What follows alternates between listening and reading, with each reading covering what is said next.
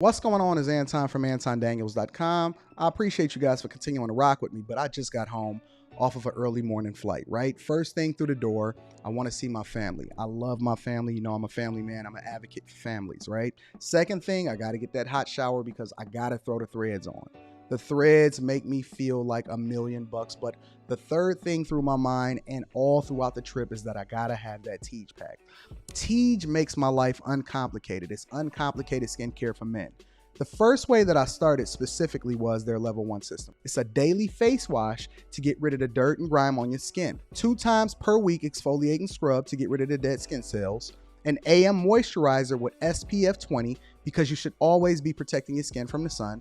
And a PM moisturizer to help your skin stay hydrated and healthy throughout the night. Here's the thing. My favorite part about Tage Henley is that every box comes with an instruction card that tells you when to use each product, how much to use, and in what order. They really making the process of achieving and maintaining amazing skin for men uncomplicated. In addition to amazing skin, members of Tage Henley get tons of benefits, including at least 20% off the retail price, the ability to customize your box, exclusive monthly deals, you can pause and cancel at any time, and you get free shipping. And because Tage Henley is sponsoring today's video, they're offering my viewers an amazing deal, right? Just click the first link in the description and you get 30% off your first box, plus a free gift. It's an amazing deal. You got to get started today. You're not out here trying to look like a Dusty. And if you travel as much as I do, which I'm sure most people don't, but you know me, I'm pushing my bag chasers in order to be in the top 5%, top 10%, top 1%. We got to make our lives uncomplicated, and Tage Henley is no better product. You got to look good. You got to smell good. And you can't be looking like a Dusty. Make sure you get started today. Click the link in the description. Get that Tage pack. Feel the Tage, my friends.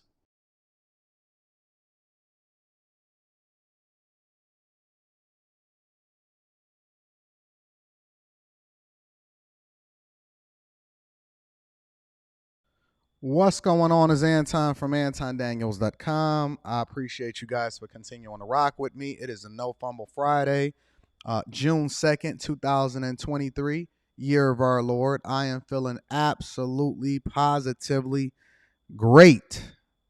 Had my barber come by last night. He took care of what he needed to take care of. Shout out to Tage Henley. 30% off your first order plus a free gift. That link is in the description. We got good things popping off. Good things. Let me read some of these early super chats and then we're going to get started with the show. Zon, shout out to Zon with the early 10 ball, my first super chat of the day. Said, yo, AD, I just became a bag chaser through your Patreon because I love your transparency. I am 31. I have sickle cell anemia and I am trying to get off of SSI. Do you have any advice on that? I would have to actually detail that or find out more about you in order to actually give you any kind of advice. I don't want to speak to your situation specifically right now because I need to know more about your skill set, your background, your history. And just like on my coaching calls, I tell people all the time, nobody is a monolith. So there is no one size fits all solution to what you're going through or what it is that you're trying to do. So I would advise you to send me an email. Zon, I am going to make a special exception for you. Send me an email or send me a message inside of the Patreon. More or less, send me an email at antondaniels413@gmail.com. And I'm going to try to get you into a coaching session. Send me an email at antondaniels413@gmail.com.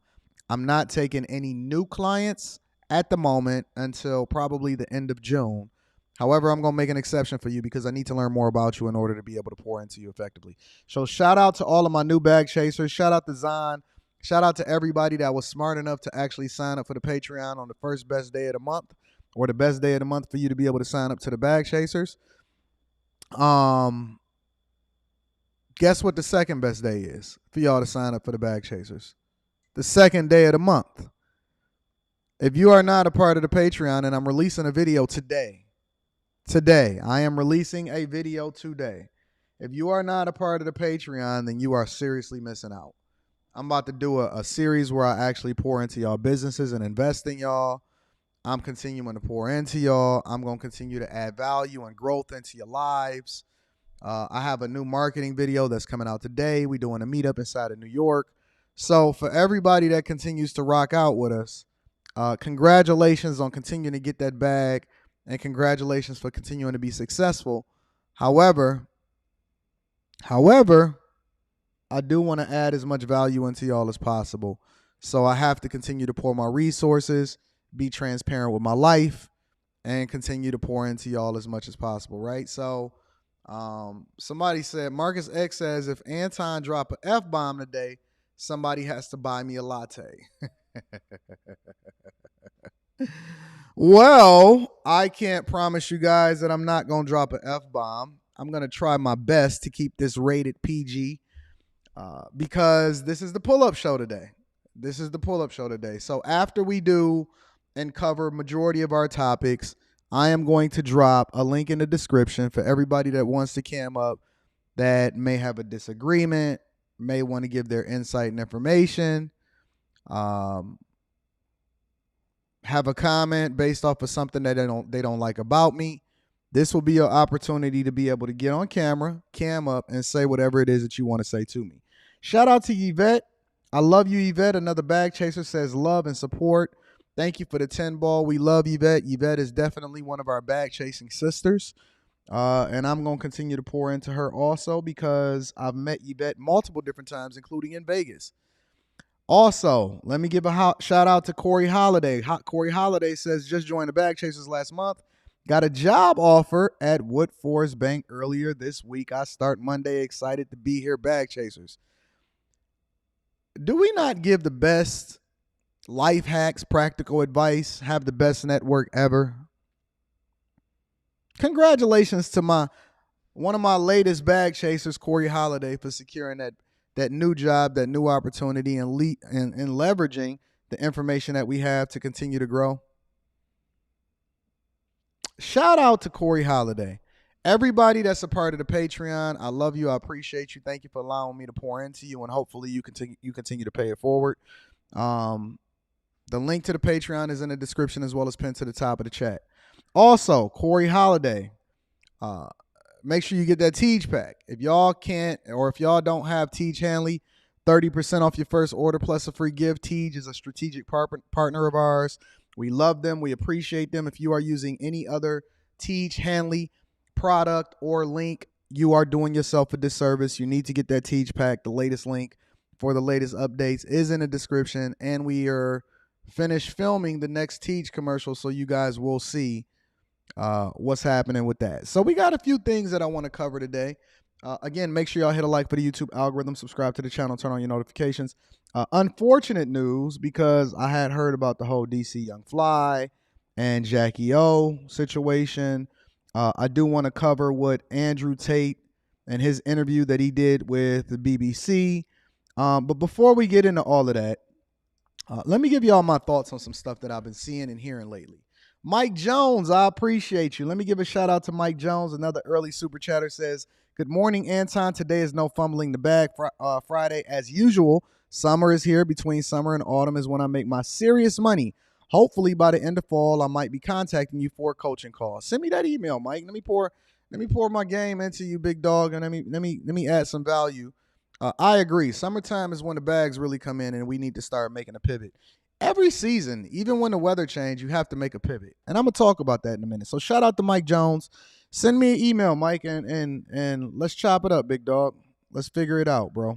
I agree with that. That's bag chasing season. Also, this shirt, this hat, a lot of these hats I've been wearing, this is courtesy of People Love. Let me make sure I get the name exactly right because the link is in the description. People Love Good Clothing, or People Love Quality Clothing. You can purchase this shirt. You can purchase this hat from their website. That link is in the description for you to do so. So shout out to y'all for continuing to keep me and my family fresh. We love y'all. So let's get into the show, ladies and gentlemen.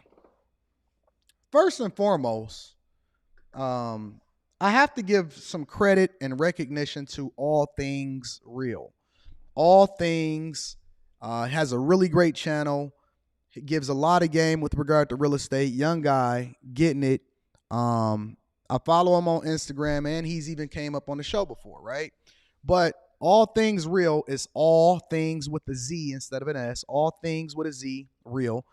Go check him out. Tell him Anton sent you. He dropped a video today, and I was very inspired because it actually aligns with the things that I've been seeing in the streets and online, right? And that video was speaking about the merging between the YouTube streets and what's happening on in real life, right? And he broke it down and he articulated it much more effectively than I ever could. So make sure y'all go and watch that video. Definitely gonna be reading that super chat shortly. But I've been seeing some things popping up in my YouTube algorithm, and I've actually been hitting do not recommend channel. I've been hitting do not recommend channel, or I've been just completely deleting the video, even unsubscribing from some things, because, you know, it's cool for a minute, and I'm gonna be reading super chat shortly. I thank you guys for continuing to hit me with the super chats. It's cool, you know, in the beginning, and everybody makes money and everybody is successful and people continue to profit off of beef. It's the same thing that happened when the East Coast, West Coast beef was popping off. If you guys are old enough to remember that, when Biggie and Tupac was alive. But usually what happens is the people that start the beef are the ones that suffer the most. And today, a lot of people don't get to survive it. Now, when you also take into consideration everything that happened, for example, when I broke down that story with the OnlyFans chick that got the Uber driver vehicle lit up yesterday in Atlanta and Buckhead specifically. And then I was going through and I was scrolling through the timeline, and you know, it's certain things that pop up sometimes because there's people that's pretty popular in these YouTube streets. And I'll give you an example. Fresh and Fit, shout out to It's Lambert. I was just about to say that. Fresh and Fit and Abba and Preach. And it's like, okay, listen, I understand the back and forth. I understand the beef thing. But for how long? You know what I'm saying? For how long? How long do you stay in the mud? And let me shoot Fresh and Fit a little bit of a credit right here. Fresh and Fit, regardless of who started it, I don't really care about where the inception is. I don't care about the progress of it. I don't care about any of that. They've largely started ignoring it and just spent all of their time and their resources on focusing on creating content. Now, whether you agree with the content or whether you like the content, that's irrelevant, because the content isn't for me, so I'm not subscribed to their channel. However, I just was like, yo, how many more hit pieces or how many more streams do you do on people once they start to ignore it or they try to get away from it? And then let me also pull on the coattails of Fresh and Fit and say, now they starting to get back in the mud, because I heard that it was a video that they did and all of that. And I'm starting to see, you know, back and forths and all of that. And then I seen what happened to DJ Envy and Rick Ross, and people are trying to turn that into a beef. And then I seen what happened with DJ Envy and Caesar. And then, you know, a bunch of stuff start playing out with that. And for me personally, and see, look at Ray. Ray says Fresh and Fit are the ones calling Abba and Preach. They did a street. Abba and Preach calling the monkeys. Anton is wrong on this. What am I wrong on? I haven't even said anything yet. Do you see how people are so enticed with beef and trying to like, that's all they can do. You know what I'm saying? Even Ray, I haven't even spoke on what my position is or what I'm trying to convey to you guys yet. And he's always, well, Fresh and Fit started the first Abba and Preach. It's like,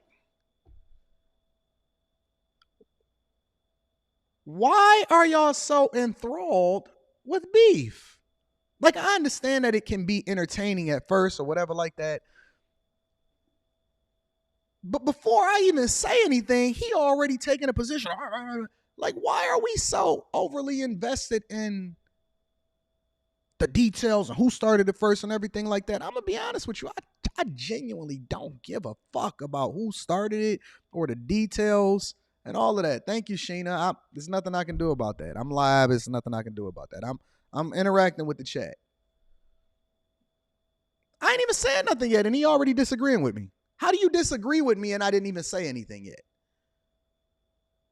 What I'm trying to convey to you guys and my position on it and giving you the nuance and the context behind it all is I believe that me personally, I'm starting to evolve past it. I'm starting to evolve past that type of entertainment. And I get it. It's enticing for some. Most of the time it's young people that become immersed in it. And that's the thing that y'all do. But for me, I look at what happens on YouTube to be something that really plays out in real life.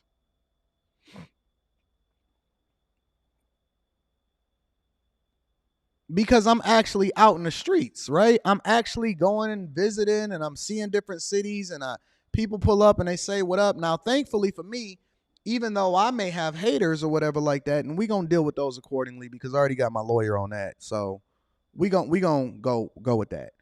I get it, right? For me personally, I'm in a space to where I'm 41 years old. And so even though I might get back into it sometimes, or I might go back and forth with somebody, I'm starting to really understand that it's time to move past it. For me, I'm ready to grow. I'm ready to get into something else. I'm not interested in clicking on those same videos. And again, I'm just speaking from my perspective. I don't care about who did it, whose problem it was or whatever. Now, let me give you a little bit of context, right?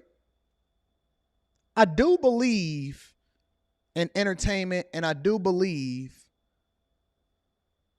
in good reactions, right? So if something happens or something plays out that I'm interested in, so for example, the whole DJ Envy and Caesar thing. And so that interested me because I was curious of how it was going to affect them financially. Marketing yourself, trying to figure out how to navigate certain situations, networking, who it is that's in your inner circle that's going to affect what you're doing on a daily basis. That was interesting to me. But I broke it down. I had a live stream in which I gave my thoughts and reacted to what was being communicated. And I'm not interested in it anymore, to be honest with you. Unless there's more information that says yay or nay or something like that, I'm not really interested in getting into the mud because I don't want it to be personal. You know, I've always looked at this internet thing as an opportunity for us to really tap into the audiences that rock with us, whether it be our personality or the game that we give. That was always the goal. So when it starts getting personal, and it started getting personal with me because I've had people try to post where I live at, trying to find what cars I drive, trying to find out where my office is, trying to get in touch and asking me who my daughter is. They didn't even know the name that they was giving me was my daughter. I'm like, this is kind of messy. I've seen people dox each other and, you know, call their families and try to find out where they live at and try to find their kids and reaching out to their jobs and stuff like that. And that's like, whoa.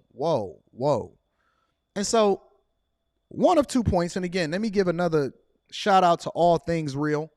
Make sure y'all go and check out his channel. 2 things that I want to highlight right now is that I'm going to continue to try to evolve past the negativity, and that I will be highlighting and talking about the different things that I see on the internet. If I see black women continuing to throw black men under the bus, then I'm going to react to that. And I'm going to give you the real life talk about that. But as far as the interpersonal, personal, calling people's names out and stuff like that, for me, I'm kind of burnt out. I'm burnt out. I played that game as far as going back and forth with people and stuff like that.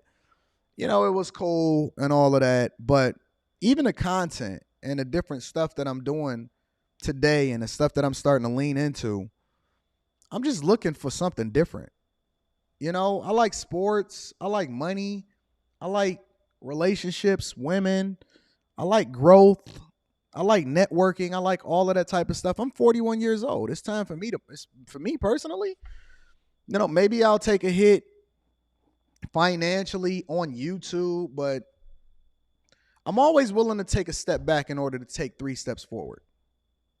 I'm always willing to take a step back in order to take 3 steps forward. And that's one of the reasons why my growth has been gradual and consistent, but it hasn't been explosive, because I'm never going to do the thing that other people want me to do. I'm never going to get in the mud and continue to sling mud or not evolve past where it is that I am. And that's how people get stuck.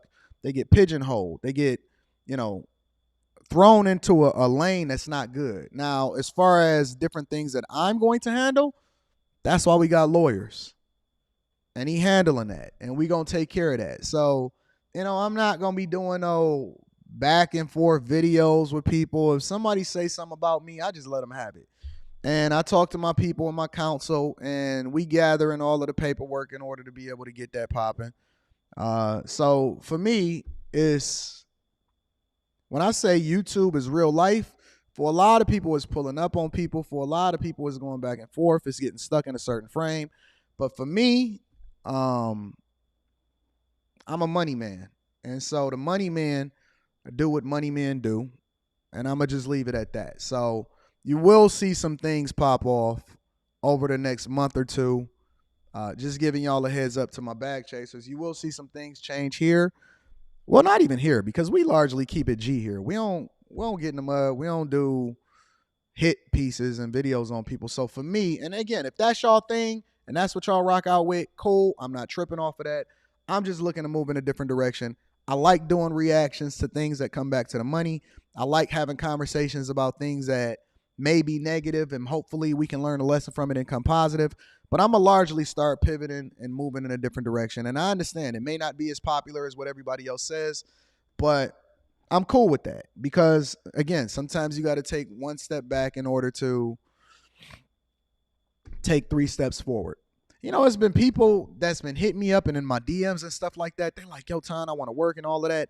And they haven't said anything. But then I just started subconsciously evaluating how I'm moving and how I'm doing things, or, what the past has yielded, which is largely great. But I was just thinking to myself, when I got to come to the table and then have full disclosure, if I'm dealing with a brand or something like that, and I say, hey, listen, I say some pretty egregious stuff on here and stuff like that, and then they have to take a pause and they say, it's okay, and I keep the fact that I even have to be full disclosure on that type of tip, because I'm straight up, is a problem for me. So again, I'm looking to move in a different way. I'm looking to move forward, and I'm looking to just bust down bags. Y'all ready to bust down bags? Y'all ready to get this money? Like, y'all ready to move on and to move up? I don't want to still be in that space. Now, Megan says, oh, are you serious? You started Fight Club. Oh my God. Do you know where I see? A lot of people don't even know the history behind what it is that we do here. The reason that Fight Club is named Fight Club is because it's inspired by the movie okay. So for the people that don't know, this is what Fight Club is. Fight Club started, I was live streaming on my other channel, and it was the day before Thanksgiving, whatever the biggest drinking day of the year. And I had a bad feeling. Actually, I was live streaming here, and I had a bad feeling. I said, yo, I would love for y'all to stay in the crib, not go out, don't get caught up drinking. I got a bad feeling about this or whatever, right? I don't know who it's for or what's happening. I got a bad feeling. And so what I did was, I said, listen, I'll stream late night. I'm working tonight. We could just go on here and have conversations. I'll let everybody come up and y'all can say what it is that y'all want to say. They came up, and, they started going back and forth, bickering and arguing and stuff like that. And we had some really great streams. And so I basically made it its own channel, because in the beginning of the stream, I would say, listen, y'all know the first rule of Fight Club is that we don't talk about Fight Club. And so it kind of just caught on, because it was inspired by what he said in the movie when he said the first rule of Fight Club is we don't talk about Fight Club. And then it just kind of took on a life of his own. But Fight Club is a space where people are supposed to be able to say whatever it is that they want to say when they want to say it. But you also have to just be able to substantiate your argument. So people are going to say some wild stuff. They're going to go back and forth. But largely, it's supposed to be where you can get off your energy, where people have an opportunity to voice their opinion, and then leave it at that. So that's the inspiration behind Fight Club. Now, I'm not going to control grown adults. I can't even control myself sometimes. And again, I'm willing to be 100% accountable for who I was. But the narrative is not about where you came from or who you used to be. The narrative is always about growth. You understand what I'm saying? I'm not asking anybody to be perfect. I'm not asking anybody to stop doing whatever it is that they're doing. I'm just telling you how I'm moving going forward. And that the inspiration for me is that now I've outgrown certain things, and it's important for me to continue to evolve. And I want you guys to evolve. I want you to fight. I want you to go back and forth. I want you to continue to do whatever it is that you want to do. But what I also want you to do is don't get stuck in the same place that you were in. Look to continue to evolve and become a better person than you were the day before. It's simple.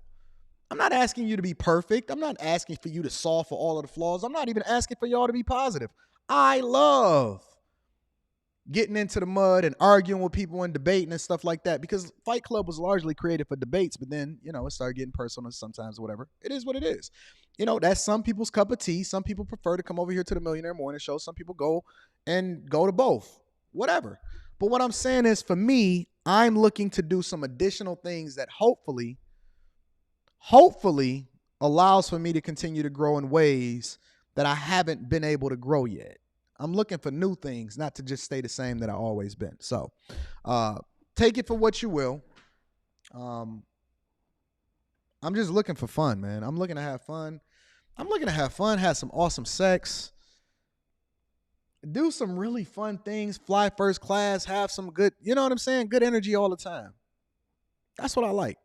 That's what I'm on right now. So we'll get there. All right, so let me read some of these super chats and then we're going to continue with the show.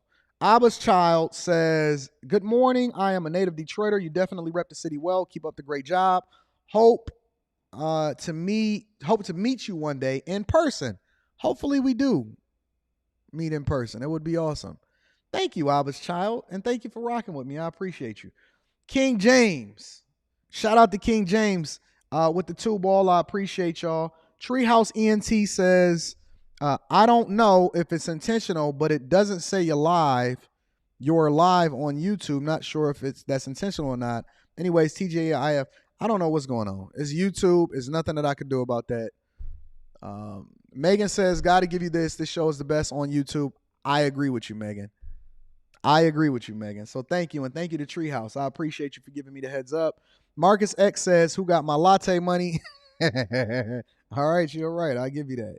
King James says, I'm trying to get out the mud. I have a F, and F motivated me to make 120 years. Having them C dubs got me to you. I'm happy about that. Well, thank you. I think I know what you're trying to say. Thank you for holding me down. Thank you for the 10-ball. I appreciate you. Sharon says, hey, big bro Anton, I sent you an email yesterday like you asked me to on your live. Side note, I was on with you last Friday. I know who you are, big dog. Thank you for rocking out with me. I'm definitely going to check that. We're going to take care of that. So let's get into the show. The first thing that I want to highlight and the first thing that I want to break down, Jacky Oh. Jacky Oh passes away after the surgery. Some people are not fully familiar with who Jacky Oh is. Jacky Oh is DC Young Fly's girlfriend and mother of her child, allegedly. I don't know all the details of their relationship, but I know that she was on Wild 'N Out. Allegedly, she had a what do y'all call those? Those mommy days, mommy daycare days, or whatever like that, where women go in and they get pampered, they get surgery, and they get all of the stuff that's done in Miami and stuff like that. And she passed away as a result of it. Kind of remind me of Kanye's mom. Isn't that the same thing that happened to Kanye's mom? Is that she was going to get surgery and stuff like that, and she passed away during the surgery? Let me bring y'all up to speed on what's going on. Make sure y'all hit a like for the YouTube algorithm, subscribe to the channel, and turn on your notifications. It's going to be an interesting show. Remember that a mommy makeover, that's what it's called, a mommy makeover. I don't know how y'all got that term, mommy makeover. But we're going to be talking about this on Fight Club, so I'm going to give y'all an opportunity to be able to give y'all takes on that also. But for those of y'all that's been living under a rock, let me go ahead and bring you up to speed. Let's get into the show. Hit a like for the YouTube algorithm. Subscribe to the channel. Turn on your notifications.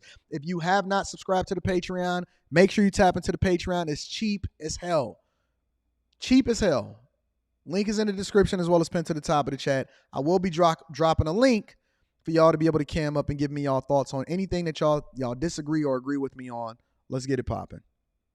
Former Wild 'N Out star Jacky Oh is dead at 32. The official Instagram for the MTV show confirmed the news on Thursday, sharing a statement from a BET Media Group spokesperson that reads, "We are deeply saddened by the passing of Jaclyn Smith, known to the world as Jacky Oh, a talented Wild 'N Out family member whose impact will be forever treasured and missed." Jacky Oh was a loving friend and beloved colleague of the Wild 'N Out cast throughout 5 seasons. More importantly, she was a tremendous mother to 3 beautiful children. The BET Media Group extends our sincere condolences to the Smith family, DC Youngfly, B. Simone, Nick Cannon, and all friends who loved and cared for Jacky Oh during this difficult time. So before we continue into the video, the question that I have, my first question is, she doesn't look like the type of woman that would need surgery. What does she need to make over? She looks pretty thin. She looks pretty fit. She looks decent looking.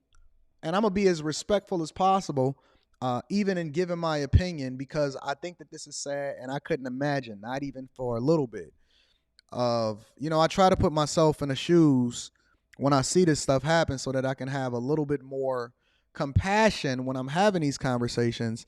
I try to put myself in the shoes of somebody like a DC Young Fly, and that they have children together, and having children with somebody and being with somebody for, as long as they have. I couldn't imagine. I don't even know how I would even be able to continue. I've had those thoughts like, man, what would happen if something happened to my girl or my chick or my wife tomorrow? And I would just be devastated. Absolutely devastated. But she does not look like the type of person that needs what you guys are calling a mommy makeover. What are we doing here? Let me continue. I'm going to give you all my thoughts shortly.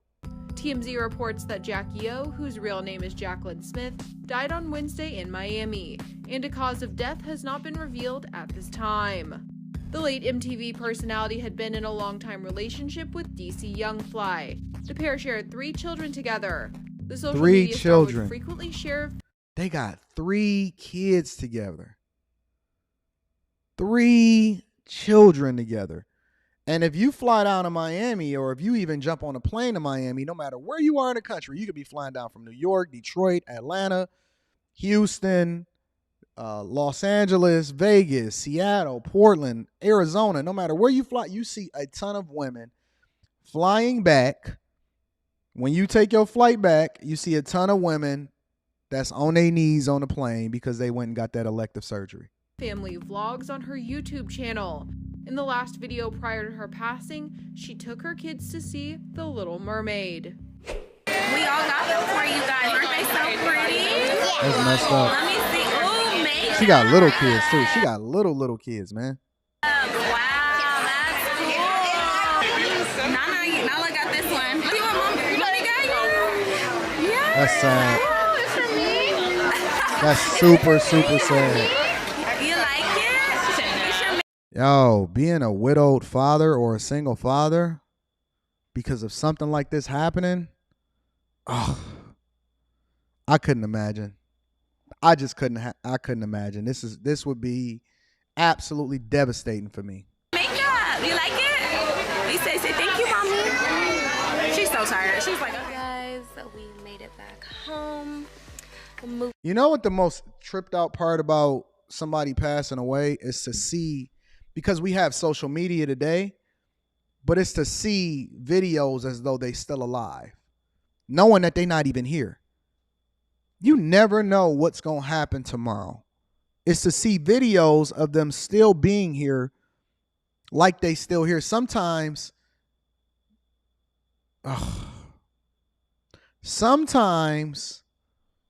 they stories still have stories on them because they less than 24 hours removed from passing. Man, and I'm going to give my thoughts on this. I'm going to absolutely give my authentic thoughts on this. But I first want to say condolences and prayers up for DC Young Fly and to the family, because this is just something that's just absolutely devastating. She not gone as a result of doing something bad from somebody ago. You know, it's crazy, man. The movie was amazing. Girls are. Look at this. I can't do this. I can't even do this. Somebody sent this to me this morning and they said, Anton, are you going to cover it? And I'm like, man, I'm going to cover it because this is a part of the news. This is the Millionaire Morning Show. We cover everything and we try to understand how it comes back to the money. This is a lot. But it was such a great movie. Anyways, you guys, if you guys like little random videos like this, make sure you like. She don't even look like she needs surgery, man. Shop Genova collection. My lips stayed the same way the whole time. I never reapplied because I didn't even have it to reapply. Still popping. Still popping. Let me share another video with y'all really quickly. This is allegedly some of the videos that some of her last videos that she made prior to actually going under the knife for what you guys would call a mommy makeover. Okay, you guys, the time is finally here. You guys have waited long enough. And in DC and me and DC, get our Shop Genova collection. Okay, anyway, secret discount code down in the description box. Anyway, so yeah, tune in this Friday at. All right, so let me give my thoughts while this is playing. Okay, here's the thing that is passing through my mind.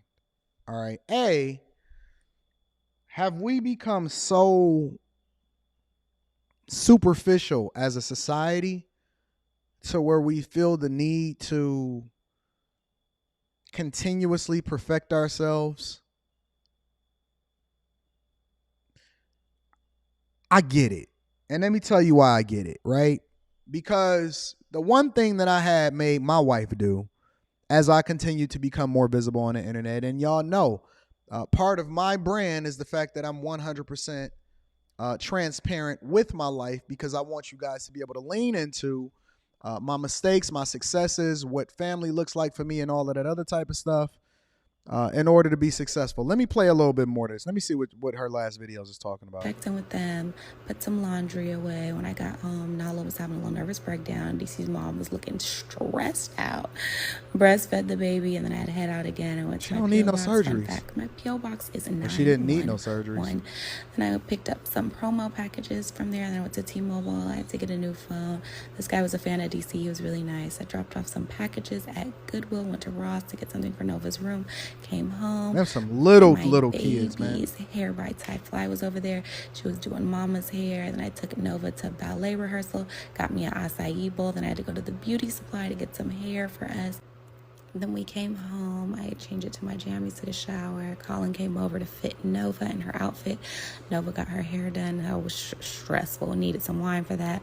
Auntie's hair looked fly. DC was out of town. He loved Nova's hair. How cute. She was feeling herself. I got my hair done. And then, y'all, I am out of it. Gotta go. Miss Jacky Oh, the baby mama of aspiring rapper in Miami, confirmed by So here's the thing. And this is my question for y'all, okay? how much is too much? At what point? Because I can't even say anything negative about her, right? You know, I like to hold people accountable, and I like to go into how people need to do things a little bit differently and all of that other type of stuff. My question is, how much is too much? And then again, I get it because you're a public figure. I don't even have nowhere near as many followers. Uh, yeah, surgery is spelled wrong. It's fine. Don't worry about it. We'll take care of it. I don't have anywhere near as many followers and all of that other type of stuff. And so I understand that they have way more visibility than I do. But my question is, how much is too much?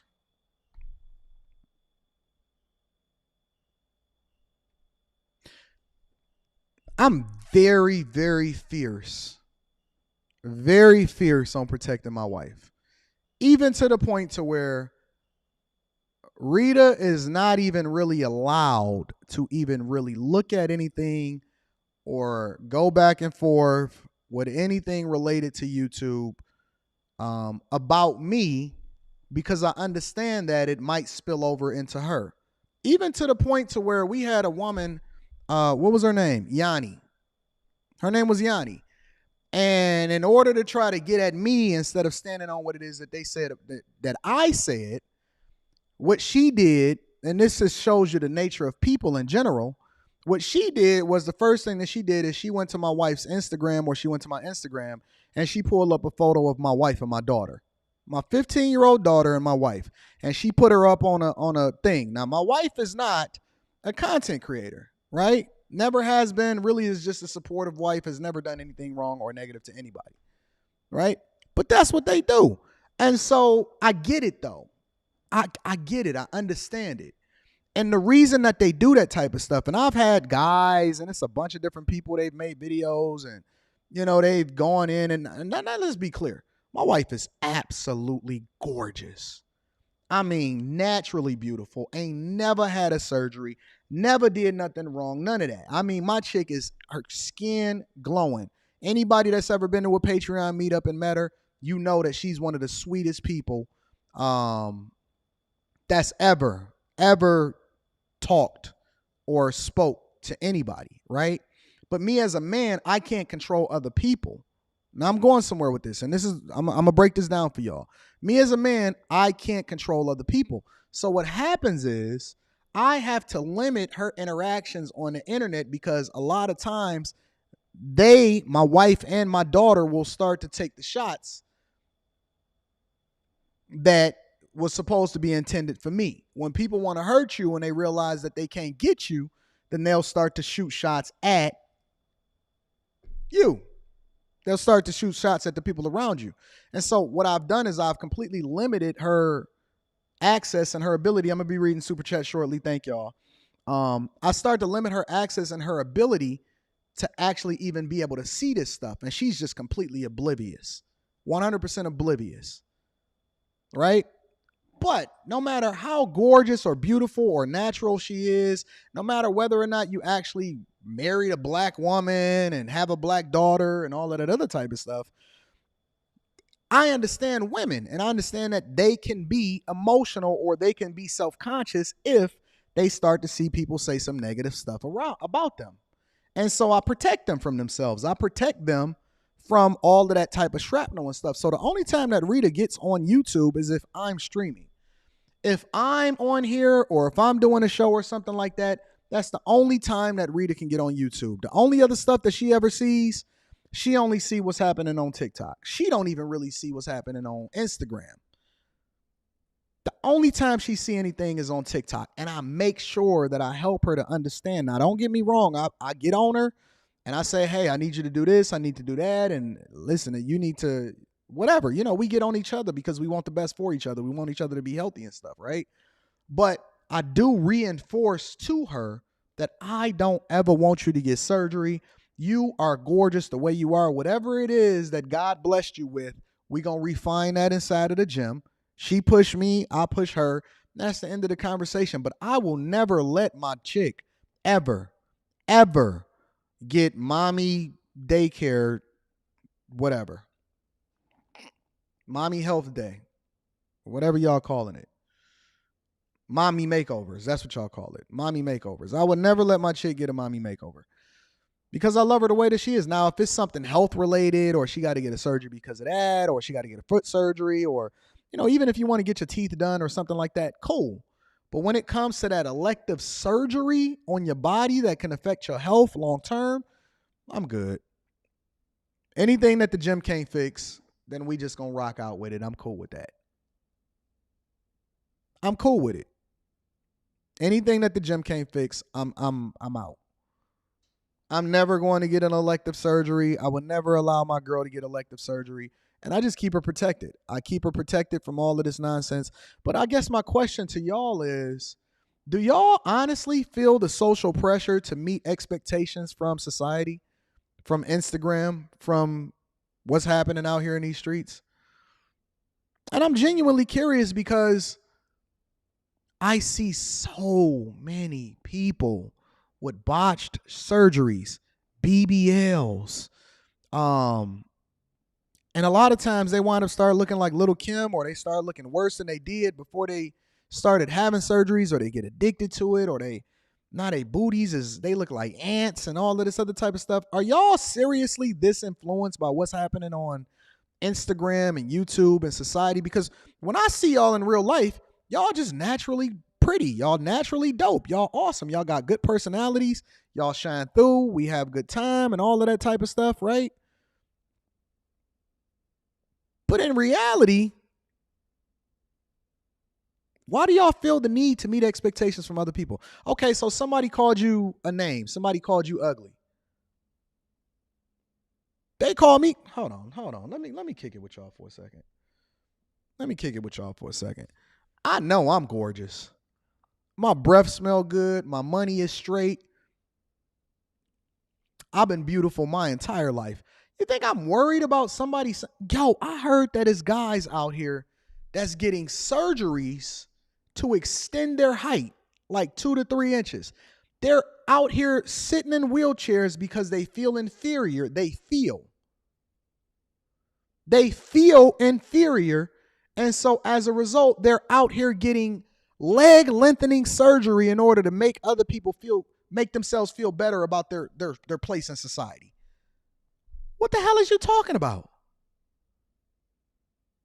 Why are you getting, I am a hot fucking 5'7". That's all you got. Where God did not bless me to be the tallest man in the world, he blessed me to have one of the bigger cocks. I lean into my strong suit. He blessed me to have a phenomenal beard. You got a struggle beard? I got a great beard. You taller though. You got it, big dog. You light skinned, I'm dark skinned. Lean into your strong suits. You know what I'm saying? Lean into your strong. My point is that don't depend on the internet or the lack thereof of what everybody else is talking about in order to make you feel some type of way. I ain't never had a problem with attracting women. It's the confidence. It's the way that you move. One of the richest comedians in history is Kevin Hart. If Kevin Hart don't inspire you, and that Kevin Hart couldn't be any more than 5'4", 5'5", or something like that. My older brother, probably one of the better looking of all of the brothers, ain't never had a problem getting a girl in his entire life. And I think that Dre got to be like 5'5", 5'6". He ain't never tripped. He always had that confidence. Man, if my brother came to me and said, yo, dog, I'm about to get this knee lengthening surgery or this leg lengthening surgery or whatever. For what? For what? Man, listen, if ain't nobody, ladies, I know y'all don't care. I know y'all gonna do what y'all want to do a lot of times, especially with these mommy makeovers. If nobody tells you that you was beautiful, as long as your breath smell good, as long as you doing what you can in order to continue to grow and be better today than you was yesterday, as long as you have a sweet personality and you're not making egregious mistakes, you are okay. You are fine and perfect just the way you are. Whatever we can't do naturally, then whoever don't like it, they just not for you. And this ain't even in reference to Jacky Oh. Again, my condolences to her family, but I'm just using this in order to convey a message to y'all.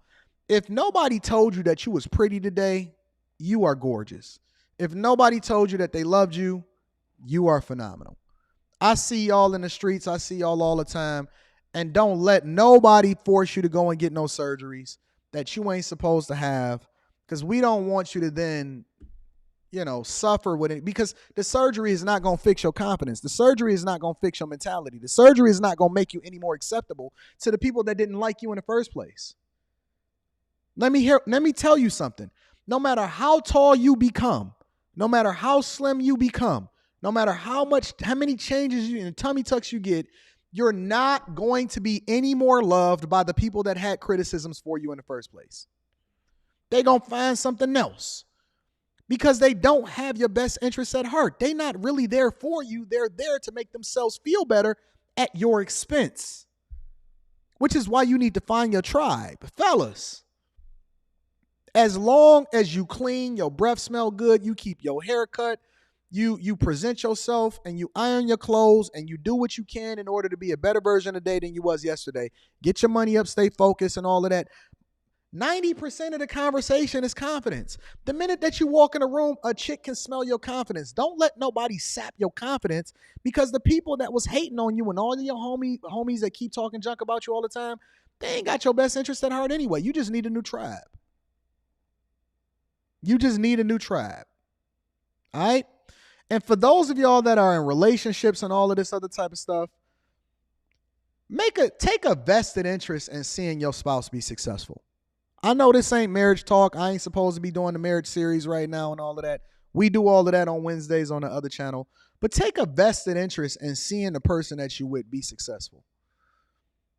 Because if nobody is supposed to pour confidence into him as you, spend 95% of the time pouring into them and the other 5% of the time actually leveraging or leveling criticism, constructive criticism, to help them get better.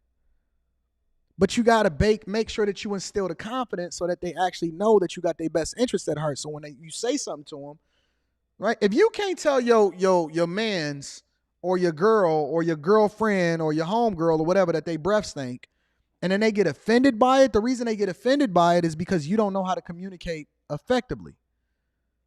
And so you always just talking shit. You not actually saying things to help them or to compliment them. And so you got to give the same amount of energy on the positive side as the negative side. So when they hear you say something that may otherwise be considered criticism, they actually take it as you trying to help them.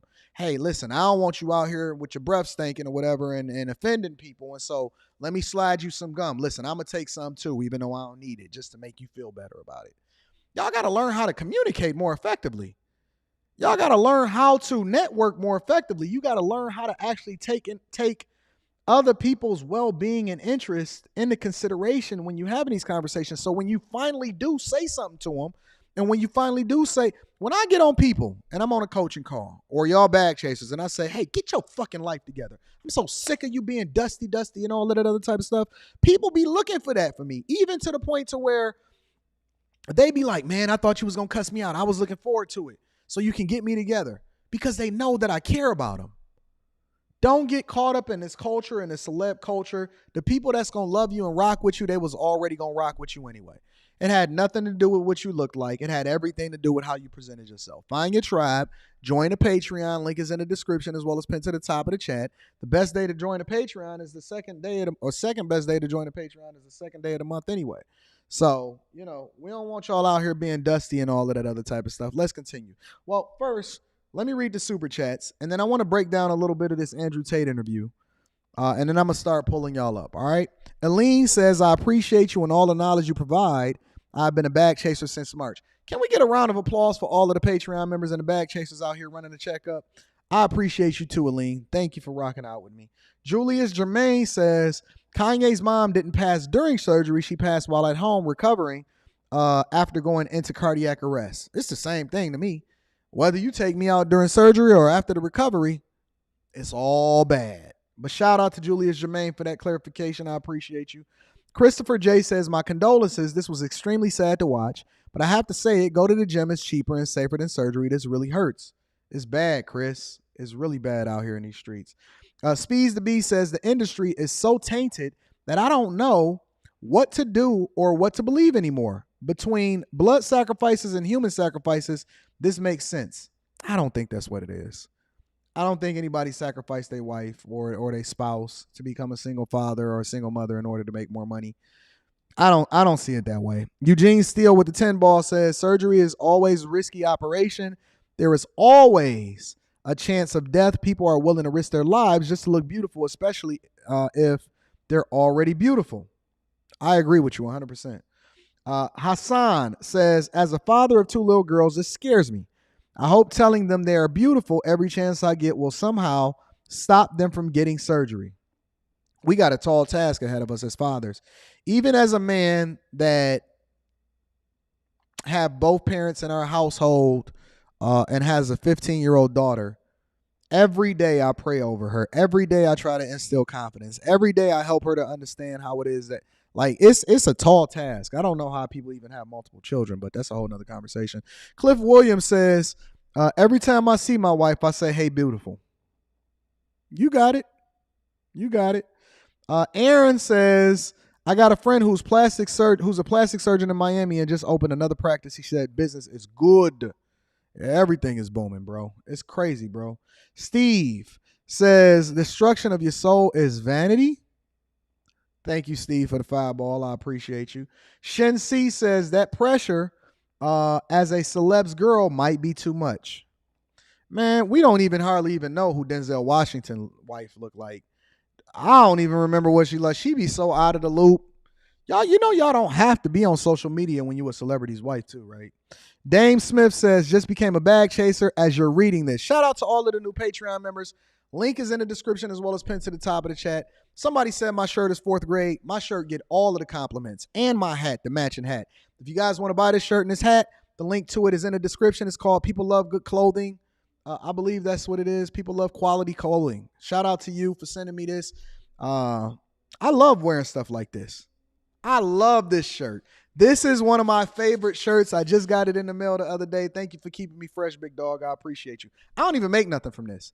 I don't make nothing from shouting out the people that sending me dope clothes. If I think it's dope, now I can't wear everybody's stuff because everybody's stuff is not dope. But if I think it's dope, if you send me a hat or a shirt or something like that, I definitely give you a shout out. Definitely give you a shout out. Thank you for continuing to keep me fresh and keeping me dope.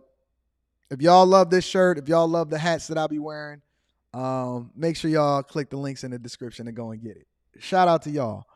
I'm sorry. I just don't have no negative energy today. I don't have nothing for you on the negative energy today. So when I drop the link in the description for y'all to be able to cam up, just know that I have no negative energy for y'all today at this point. Don't mean I can't go there, but I ain't got no negative energy for y'all today. I want to get into this interview really quickly, and I want to give my thoughts on Andrew Tate's interview with the BBC.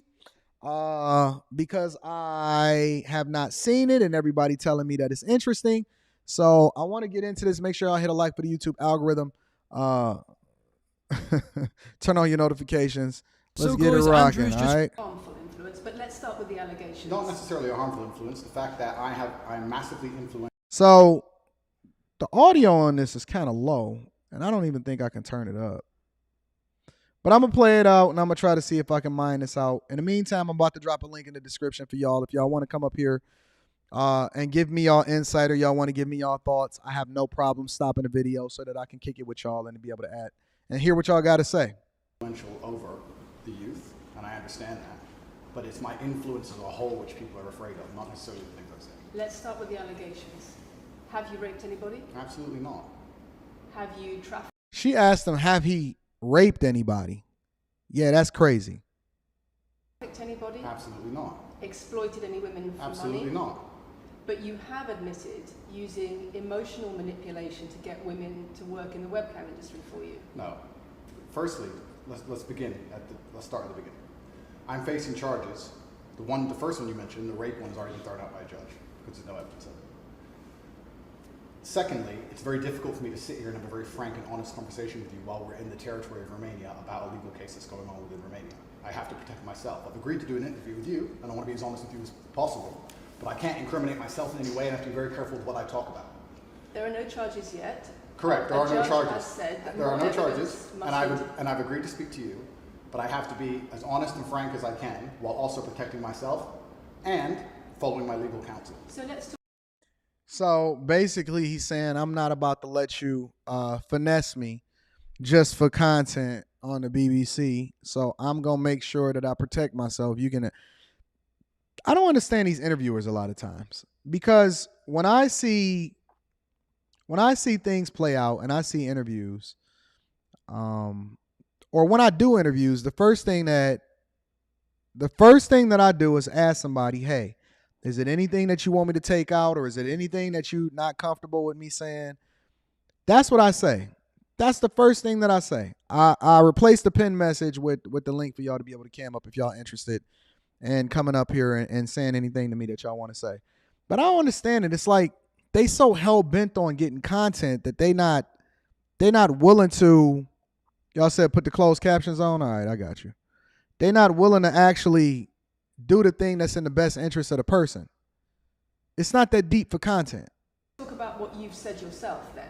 You have said on the website, for your original website for the Hustlers University, that you emotionally manipulated women to fall in love with you so that you could get them working in the sex industry for your financial gain. As I said, I have to be very careful with what I say, but let's put it this way. No women are coming out against me and accusing me of doing it. Yes, they are. No, they're not. Yes, they are. No, they're not. Who? There's testimony from the current investigation. The current investigation, which I cannot discuss, which I know intimately and you don't, I can tell you right now that the women who are in this case file, there are 2 American women who have been caught already admitting they're lying, and then nobody else is accusing me of anything. To begin with, it's very common in cases like this that the alleged victims do not always see themselves as victims. Well, that's very interesting. It's actually extremely interesting, because if I was a matrix-controlled organization and my goal was to slander somebody and try and destroy their name, you're telling me that they've chosen a crime which, 1, is heinous, of course, because it damages the person's credibility, and 2, you're saying that even if everyone else involved, if you have 5 people and everyone's sitting there saying, no, nobody's hurt anybody, we like Andrew, we've all worked together, or we're friends, etc. That's not what everybody's saying. No. Let me read you some of the testimony from the current investigation. Can I finish, please? One of the witnesses said... Can I finish, please? You're not answering the question I've asked you. How's she not going to actually let him finish his thought? And see, this is the danger that comes along with feminism. Before she ever says what her position is or whatever it is that she's saying, I already know that she's a feminist and that she's so hell-bent on getting him jammed up, which, honestly, I don't even know why he agreed to do an interview with her without first researching and understanding where her position is. She over-talking him and everything in his crib. You're not answering the question. I am answering the question. You're saying, read you the testimony of one of the witnesses. You're saying the people who are involved in this, even if they say they're not victims, that they're still going to try and attack me and pretend they're victims. They are treated as victims by the case that's ongoing. And not all of them are saying that. One of the witnesses says... We can't go into the case. The case is open and active. Well, let's just be clear that not all of the witnesses in the case are behaving in the way you describe. And even those that are, it doesn't bar them from being treated as victims by the prosecution, by the case. We have an open criminal investigation. I am absolutely not really sure I'll be found innocent. I know the case better than you. I know it intimately and you don't. I have seen all the criminal files and the evidence against me and you haven't. I know the truth of what happened and you don't. And I'm telling you absolutely not really, I've never hurt anybody, that the case that's been put against me is completely and utterly fabricated, and I'm never going to be found guilty of anything. And it's very difficult for me to answer your in-depth questions because we're sitting here inside of the territory of Romania. I'm beholden to the Romanian legal system, and I'm not going to incriminate myself because you're trying to prod me. You are wrong, and we're going to have to accept that for now and talk about something else. Let me read you then what you... I like that. He held the line. He held the line, and that's what makes this dope. Because he's not going to let her railroad him and create a narrative, especially considering what his circumstances. Look, if somebody was on trial for murder It's no way in the world that I'm going to be in an interview with him, because just because you're on trial does not mean that you're guilty. There's no way in the world I'm going to ask them, hey, fam, did you kill them?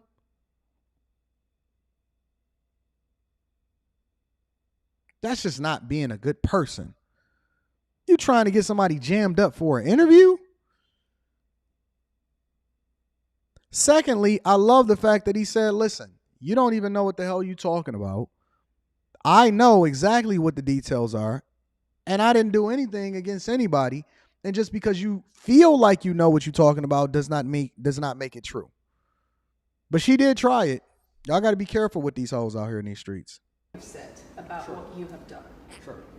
You have said, my job was to meet a girl, go on a few dates, sleep with her, get her to fall in love with me to the point where she'd do anything I say, and then get her on webcam so we could become rich together. I don't think that's what I personally said. I think That's that's exactly what no, you said that's on your that's website. that's no. I've never said that. That's something that you found on the internet.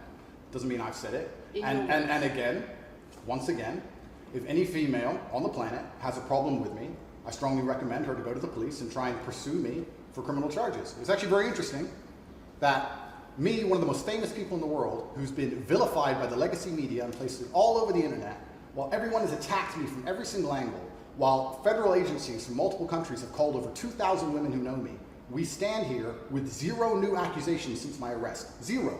If you took any famous person, any man of substantial wealth, That's you true. called 2,000 women who knew him, he'd find an ex-girlfriend is upset, somebody who wants money who's upset. They called 2,000 people who knew me and could not find a single woman to make a new complaint. The BBC The only, has that one. the only complaints they have against me are the initial complaints, which we can prove are lies, and that's where it stands. So I'm not going to sit here and allow you to pretend that I'm some kind of evil predator, when actually I'd argue the fact that people who've been investigated to the level I've been investigated to, if you were to take the average man on the street and investigate his entire life for 14 months, call everyone who's ever known him, and vilify him in the media, and encourage people to come forward for money, and you try to contact every You ex-girlfriend think he's ever you had. would come forward and accuse those people of rape and accuse those I people think that of you would have a lot more. manipulation? I think you would have a lot more flack than I've got. I'm actually such a nice person that The I've BBC never had has anyone come at spoken me. to somebody.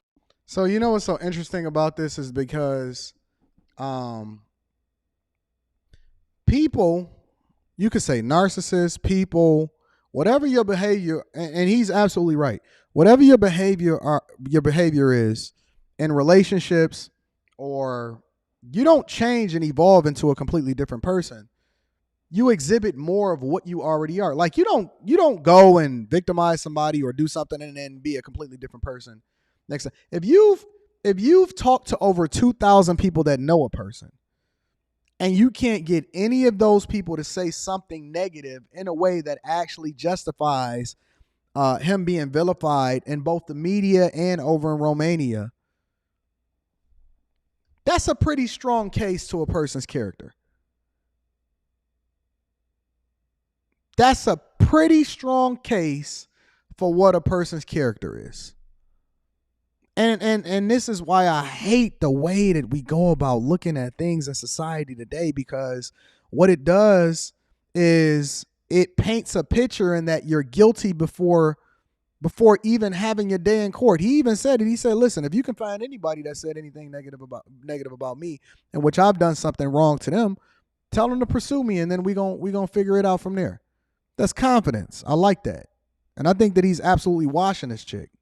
Since your arrest, who says exactly those things, that with you it's all manipulation, there's an ulterior Is this motive Sophie? to everything Is this you've Sophie? done. Oh, Sophie, the fake name, no face, no I was so the story intent that on was wanting invented. to please him and wanting him to be happy that I was just kind of, yeah, okay, do whatever you want. And what is she That's accused? what Has I she did. accused me of a crime? This imaginary Sophie? She's making the point that there is Has she accused me of a crime? emotional or psychological manipulation. I've asked you a question, and I've allowed you into my house. I'm asking you a question. Correct, but you're not the boss here, because I've allowed you into my house I'm asking you the question. correctly, and I'm telling you. You get to decide the answers. No, we're equal here. I've allowed you into my house. You don't come here with a position of authority. I'm doing you the favor as legacy media, giving you relevance by speaking to you. And I'm telling you now, this Sophie, which the BBC has invented, which there's no face of, nobody knows who she is. The and BBC did not invent Of her. course not. And because you never invent anything. And she's not filed criminal charges against me. What are we talking about here? What is We're she saying? talking about emotional manipulation Has into she- the sex industry for your financial gain. Absolute garbage. She has not filed criminal. This person, if they exist, has not filed criminal charges against me. I welcome anybody who believes I've harmed them, male or female, any point in the past, to file criminal charges against me. What is manipulation for financial gain? I don't understand that. So, okay, let's assume, for the sake of conversation, that somebody feels a certain type of way about you. What does that mean? Are you not a grown person? Are you not a grown woman? I'm going to be reading Super Chat shortly. I see y'all. Are you not a grown woman? So you don't know how to control yourself. You don't know how to, because let's be honest, most of these women get into these relationships for clout. If anything, the only thing that we can say is that you manipulated yourself, if this is even a real person. So now you have equal everything, which means you have equal responsibility. You are an adult. Nobody talked to anybody underage. And so you telling me that now you feel manipulated because you did something because you were in love with somebody. Is that what we're talking about? This is all a clout chase. All a clout chase. 1,000% clout chasing at the highest level. This is wild. I'll fight them. I know who I am, and I know what I've done, and I know the truth, and I know that I'll be found innocent. And you're not going to bully me in my own house. The reason I'm being attacked is because of my massive influence, not because I've ever hurt anybody. And for you to sit here and say that everybody around you is saying you're innocent, but that doesn't matter because the state will say... If a woman that I dealt with, which there are none, if a woman that I dealt with in the past said, Anton is an asshole and he cussed me out, what does that mean? He emotionally manipulated me and made me feel bad about something that he said to me.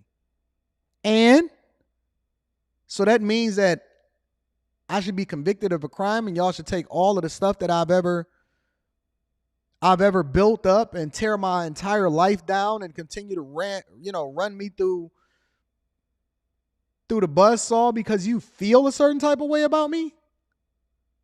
So we live in a society where you can convict somebody based off of public opinion. This is crazy, man.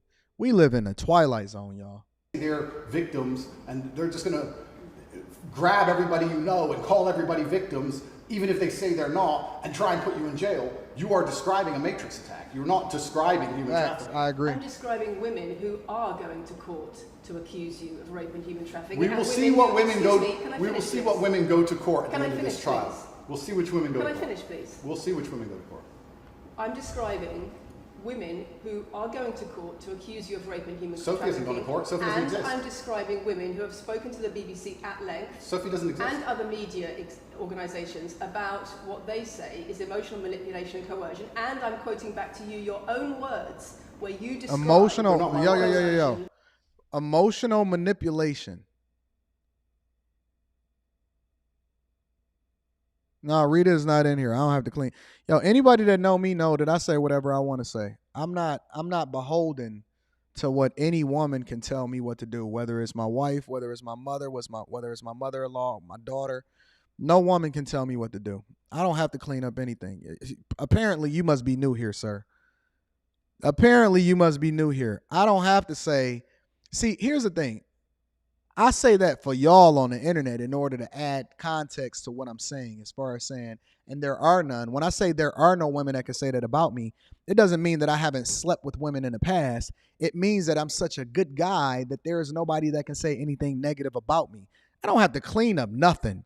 Let's be clear. I'm not y'all. I'm not a simp. I'm not the type of person that have to justify myself for anything or anybody. I said what I meant and I meant what I said. There are no women, there are none that can say anything negative about me from my past. That don't mean that I'm about to sit here and mince my words because it may be a woman that's around me or anything like that. Clearly, you don't know who I am. I say what the fuck I want to say with my chick sitting right here. And she ain't right here right now, but I'm sure that she's watching right now. Come on, man. Y'all better remember who y'all talking to. I'm not y'all. I am not the type of nigga that's going to be sitting here talking about happy wife, happy life. I am not that at all. And it is still simping even if you married. Let's continue. They're words you found on the internet, and Sophie doesn't exist. So let's move on to the next subject. In your voice. Move on to the next subject. No, I think I'll stick on this one for a minute. So there's other places in that same website where you say you get girls to fall in love with you and they do it because they love you, because they want to do what you say. convincing women to take part in some kind of business arrangement doesn't work long term because they're emotional. You've got to get them to fall in love with you. That's coercion, that's emotional manipulation, that's abuse. What you've found are clips from the internet, some text from the internet, and you're going to sit here and tell me that that's the reason I should be Your website, your words. It's not my website. Yes, it is. No, it's not. Check my website. Next. It's the website you've taken down, and I wonder why those comments have been taken down. No website's been taken down. My website is the same. It's been the same for a very long time. The comments on this website, on the original website, have been taken down, and I wonder why. You are accusing me, I'm guessing, what you're trying to say is you're accusing me, and you're trying to say that I'm guilty of the things I'm accused of, and I'm emotionally manipulating people. I'm saying that you have said you emotionally manipulated people here for your own financial gain. No, absolutely not. And I'm asking you about that. Absolutely not. She's trying to get homie jammed up, bro. At the end of this trial, I look forward to clearing my name. I look She's forward trying to get BBC homie and jammed legacy up. Media having to say not guilty and having to tell the Hey, you know, and if y'all feel differently, Tia Marie says I was doing so good with my energy. Listen, if y'all feel differently or you feel any kind of different perspective, the link is in the description for you to be able to cam up and tell me, Anton, you're wrong about this. The link is for anybody that has a difference of opinion than me. The link is in the description for anybody that feels like they have a different opinion than me. This chick is an op. Y'all got to be able to spot the ops when you see them. This woman, by all means, is 100% an op. She is trying to get Andrew jammed up, and he not having it. He not having it. Good job, Andrew. As I've said before. Oh, and I prefer that you be on camera, but ladies, if y'all still got y'all bonnet on or you at work and you're not trying to show where it is that you at, you are more than welcome to not be on camera. I'll still bring you up and we'll just do the audio. I can do the audio, but only for ladies y'all can do audio. I don't want to hear y'all voices as men. I never really talk to men on the phone unless we was talking about a business deal. But you're more than welcome to be able to call in and cam up. She a op, y'all. The only other person who's been found, despite absolute rigorous, destructive levels of investigation, reading super chat shortly, prodding into my life, is this imaginary Sophie by the BBC who doesn't exist. And if you were to find any single other man on earth and try and analyze his life forensically to the level they've done mine, you would find genuine damage to people. I don't hurt people. I know they scared to cam up. Thousands of women have come out in my defense. Thousands of women have come out in my defense, and you've not mentioned that. Thousands of women come out in my defense. Because the problem is when women accuse you of serious crimes. Okay, and emotional manipulation. but let's agree that thousands of women. And listen, that's not a problem. Just because somebody accuse you of something don't make it true either. Just because somebody accuse you of something does not make it true. People can say whatever it is that they want to say. They can say whatever it is that they want to say, but it doesn't mean that it's true. And why y'all keep believing these hoes, man? Why do y'all keep believing all women? Man, I don't believe no woman. Let me say this for the people in the back. When a woman says something to me, I just automatically take it as a movie. I take it as her presenting herself in order to try to, look as best as possible.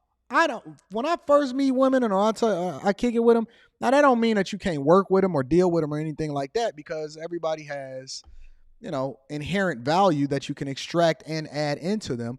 But I don't just automatically believe any women. I think that saying believe all women is a travesty because you shouldn't believe any woman. I don't believe inherently from the very beginning. And I don't believe when Denia Jackson came out and was acting like a victim with Derek Jackson, I knew immediately. Now I heard Denia Jackson allegedly has a course that costs almost $5,000 in teaching women how to get over trauma. How is she any different than Derek? This is a finesse. It was a puff piece. It was a finesse. When she told y'all, well, the reason I didn't do any interviews is because God said, God is trying to tell you something. When she said that God said not, no, she knew who the puff pieces was, that the dude that was interviewing her was going to be giggling all day, and that she was going to be able to come up financially. Well, listen, go and get your money. I'm not tripping. Go and sell your courses. Go and finesse these hoes the same way that Derek Jackson been finessing them hoes. But I knew immediately from the very beginning, I don't believe this chick. I don't believe her as far as I can throw her. No way, no how. Now you hoes is over here paying and getting finessed on how it is that you can overcome trauma. How do we know she overcame? How do we know that she even fixed the trauma that she was in before she got into the relationship in the first place, which is one of the reasons why she was complaining about Derek Jackson and he never switched up? Come on, man. Let me continue with this interview. And y'all the link to be able to cam up is in the description. It's pinned to the top of the chat. It's not the problem that some people say you haven't done it. It's a problem that some people say you have. Thousands of women come out in my defense, and as we stand right now, we have an open criminal investigation. The people who are involved in the criminal investigation are saying that we're not victims of anything. Andrew's fine, he's never hurt us. You're saying, no, I have the opposite to that. I have to counter that. I have someone called Sophie with no face, a fake name, who we've invented, and she's not accusing you of anything criminal. So I don't see the whole point you're trying to make here. You say you manipulate women, they say you manipulate women. Why wouldn't people think you do? I'm not here. Do you think I'm manipulating you? I'm asking you about the testimony you've given on your website and the testimony women have given. You've printed something off that you found on Reddit, and you're going to sit here and say that makes me a bad person. I'm saying you should know better as a journalist and do some proper journalism. Let's investigate the fact that thousands... I think you should answer my questions properly. I already have, and we should move on. She's just trying to start an argument. It's not only about the criminal... No, she's trying to get you locked up, my guy. Keep it G. Be careful. She's trying to get you locked up, my guy. You've got the police naming you by name as someone who has a harmful influence on children and on women in the UK and elsewhere because of the things you say, because of the way you present gender relations, the way you say men should treat women. That's very upsetting. And the reason that's very upsetting is because I know that's not true. I'm genuinely a good person. I believe my impact on the world is positive. In fact, if you were to read the comment section of nearly any video I post, especially by the legacy media, 95% of the population agree with me. Most people know that's true. Positive. That's legacy true. Media as a whole has lost all its credibility in the last 3 to 4 years. Nobody believes it. That's true. And it's a shame. It's a massive shame that the BBC come here and try and push and purport this idea that I'm a dangerous person. You know, the thing about it is that I think that the traditional media is just anti-men. It's just anti-men. Anything that we say that helps a man become a stronger, better, prepared, better father, less feminine, non-feminist, anti-feminist is going to be painted as a misogynist, and anybody can say anything about you, and that's the end of your career. I'm anti-drugs. I've never pushed drugs or any. I'm anti-drugs. I'm anti-violence. The UK is facing a knife crime epidemic, and they're going to sit here and say that I'm the most dangerous man in the UK. You have said you're the most dangerous man in the world. I've said I'm the most dangerous man in the world. You've also said that a woman's intimate parts belong to her male partner. I'm glad you find that funny. I find it funny that you're sitting here saying that I've said I'm the most dangerous man in the world, and you believe that's. When did I say that? I'm asking if you believe it. No, you just said it. Man in the world. You just said that he said that. He started laughing and he said, "When did I say it?" And he said, "Come on, man. You can't make this stuff up. You cannot make this stuff up. This is trash, man. Y'all not falling for these chicks that's trying to finesse y'all, are y'all? Y'all not falling for it, are y'all? Are y'all falling for this? Are y'all falling for women that's trying to finesse y'all? Y'all still getting Me Too'd? Y'all still hanging out with these chicks that don't have y'all best interest at heart? Come on, man. Is that some kind of proof that I'm dangerous? Am I Dr. Evil now? I'm telling you that it's very upsetting that you're going to sit here and that certain organizations in the world are going to try and pretend that I'm the biggest force of evil on earth when I'm genuinely a force for good. I'm genuinely a force for good. And the reason they're doing this is because of the massive influence I have over the youth. And they don't like that I'm telling the youth to think outside of the matrix and ignore things like the BBC, which come here with loaded questions and false narratives and try and paint innocent people as guilty. You know why he's dangerous? I'm going to tell you the only reason why he's dangerous. The only reason why he's dangerous is because he's actually waking people up to the truth of what it is that we seeing happening in society. That's the only danger. He's a danger to the agenda that's being perpetuated and the narrative that's being created against him and against all men. If you're a strong man and you're masculine and you stand on what you say and you mean what you say, you are then going to be painted as a dangerous person. Dangerous to who? Dangerous to you and your agenda. That's the only danger. That's the context behind it. You've said women's intimate parts belong to their male partner. I said that if a woman marries a man, Facts. she takes his last name and traditionally the man gives her away. I've been pushing traditional religious beliefs, because I'm a religious man, and traditional beliefs in regards to marriage, which everybody accepted 10 to 15 years ago. Let's see. Hey, what's going on? Can you hear me? Can you hear me? Can you hear me? Yeah, I hear you. I hear you. You want to get on camera or no? Want to get on camera or no? I'm trying to get on camera. How I do that? You just got to turn on your camera, big dog. Turn on the camera, big dog.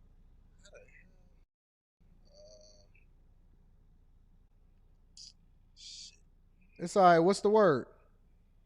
It's all right. What's the word? You gotta I hear my voice in the background. I hear my voice in the background. Oh, okay. You got your YouTube on or something? YouTube on or something? Yeah, I got my YouTube on. You gotta turn the YouTube down. You gotta turn the YouTube down. All right. I hear an echo of myself. All right, I don't hear it anymore. You in a car, big dog? Yeah, I'm in the truck. What's going on, bro? You don't see me on the camera yet? Nah, it's cool, but I can hear you. So what's the word? Yeah, my bad, man. Nah, I ain't got no disagreement, man. I just wanted to, show you your flowers. I finally wanted to cam up today because I've been supporting you for over 2 years now, you know what I'm saying? And I just wanted to get your advice on something. Go ahead. What's that? So me and a couple homies been having a conversation, and you talking about it a lot lately. So even what you see in this Andrew Tate interview, you see how women acting in this generation and all that good stuff like that. Mm-hmm. What do you think is the best advice for younger men, like the younger generation that's coming up, like middle school or high school dudes, being that the vast majority of women right now they already got boyfriends with cars and all this stuff like that. The dudes got a whole lot of competition. They got a whole process that they got to go through to even get to even where you at. You know what I'm saying? So, like, what do you think the best advice is for younger men in this generation? Because the vast majority of the advice out here is just level up, do the work, and wait till your time comes. Why do you think that there's competition? Because it ain't no different today than it was when I was in high school. I graduated in 2000. It was dudes that was pulling up to the school and they had cars and all of this other type of stuff. They wasn't even going to school there. They was grown men, all of that. What makes you think that it's competition? Well, I mean, in my opinion, if they say hypergamy is real, then I would imagine, okay, well, no. Based on the statistics, they keep saying, oh, women only going for the top 20%, men and all this stuff like that. So if that's the case, then that's competition. If 80% of the men is already opted out of the market, they have to do something to compete to become one of the top 20% men. But how many women you trying to get? Just one. That's it. So basically all you're doing is filtering out the women that you don't want to be with anyway. I'm talking about do you want to have to sort through all of the gold diggers and the women that's for the streets, or do you want to sort through the women that actually ain't interested in all of those dudes? That's actually more closely aligned with where it is that young guy's trying to go. Yeah, I got you. I get what you're saying. And I'm cool with it. I've never tripped over hoes, right? Like, okay, so she a hoe and that hoe going for that and that hoe going for that. I'm not looking for a hoe though. So why do I have to compete for all of the hoes when I'm only looking for a wife? But wives is rare. Even you said that. No, they're not. In this generation is very No, they're rare. not. We just don't look at the wives. We look at the hoes. We see the problem with guys is that they're so mind fucked in that they think that just because a chick look a certain type of way or operate a certain type of way or because she the most popular chick, that's the chick that we should be going. Oh, he dropped off. But that's the chick that we should be going off of, that we should be going for. Hopefully he called back. The reality is that just because she a woman don't make her a wife, and just because she a hoe don't make her a wife, and just because she a wife don't mean that here's the thing: a hoe can't become a wife, but a wife can become a hoe. And what happens is the wives are so busy looking at the hoes and admiring the fact that the hoes is getting all of the attention, and so what they start to do is admire those women. When in reality, I'm gonna bring them back up. What they start to do is they admire those women. In reality, they the ones that become the worst hoes because they was never built for that in the first place. Let me pull them up real quick. Hold on. Can you hear me? Can you hear me, bro? Yeah, I hear you. That was my bad. My bad. I'm trying No, that's cool. Camera. It won't let me. No, that's cool. You ain't got to come on camera. The thing about it is that if you look, a wife ain't rare. Y'all just not looking for them type of women. Y'all looking to turn a hoe into a wife. That's why you looking to compete with women that's going for the dudes that's not for you. Here's the key. A hoe can't be a wife. She's going to take you to the cleaners. She's going to destroy your life. She's going to leverage your kid against you. She's going to hit you for child support. She not even yours. It's just your turn, okay? But a wife can become a hoe if she's not focused on the things that she's supposed to do. So if you're talking about a dude that's looking for a specific type of chick, all he got to do is align himself with the woman that's in his network.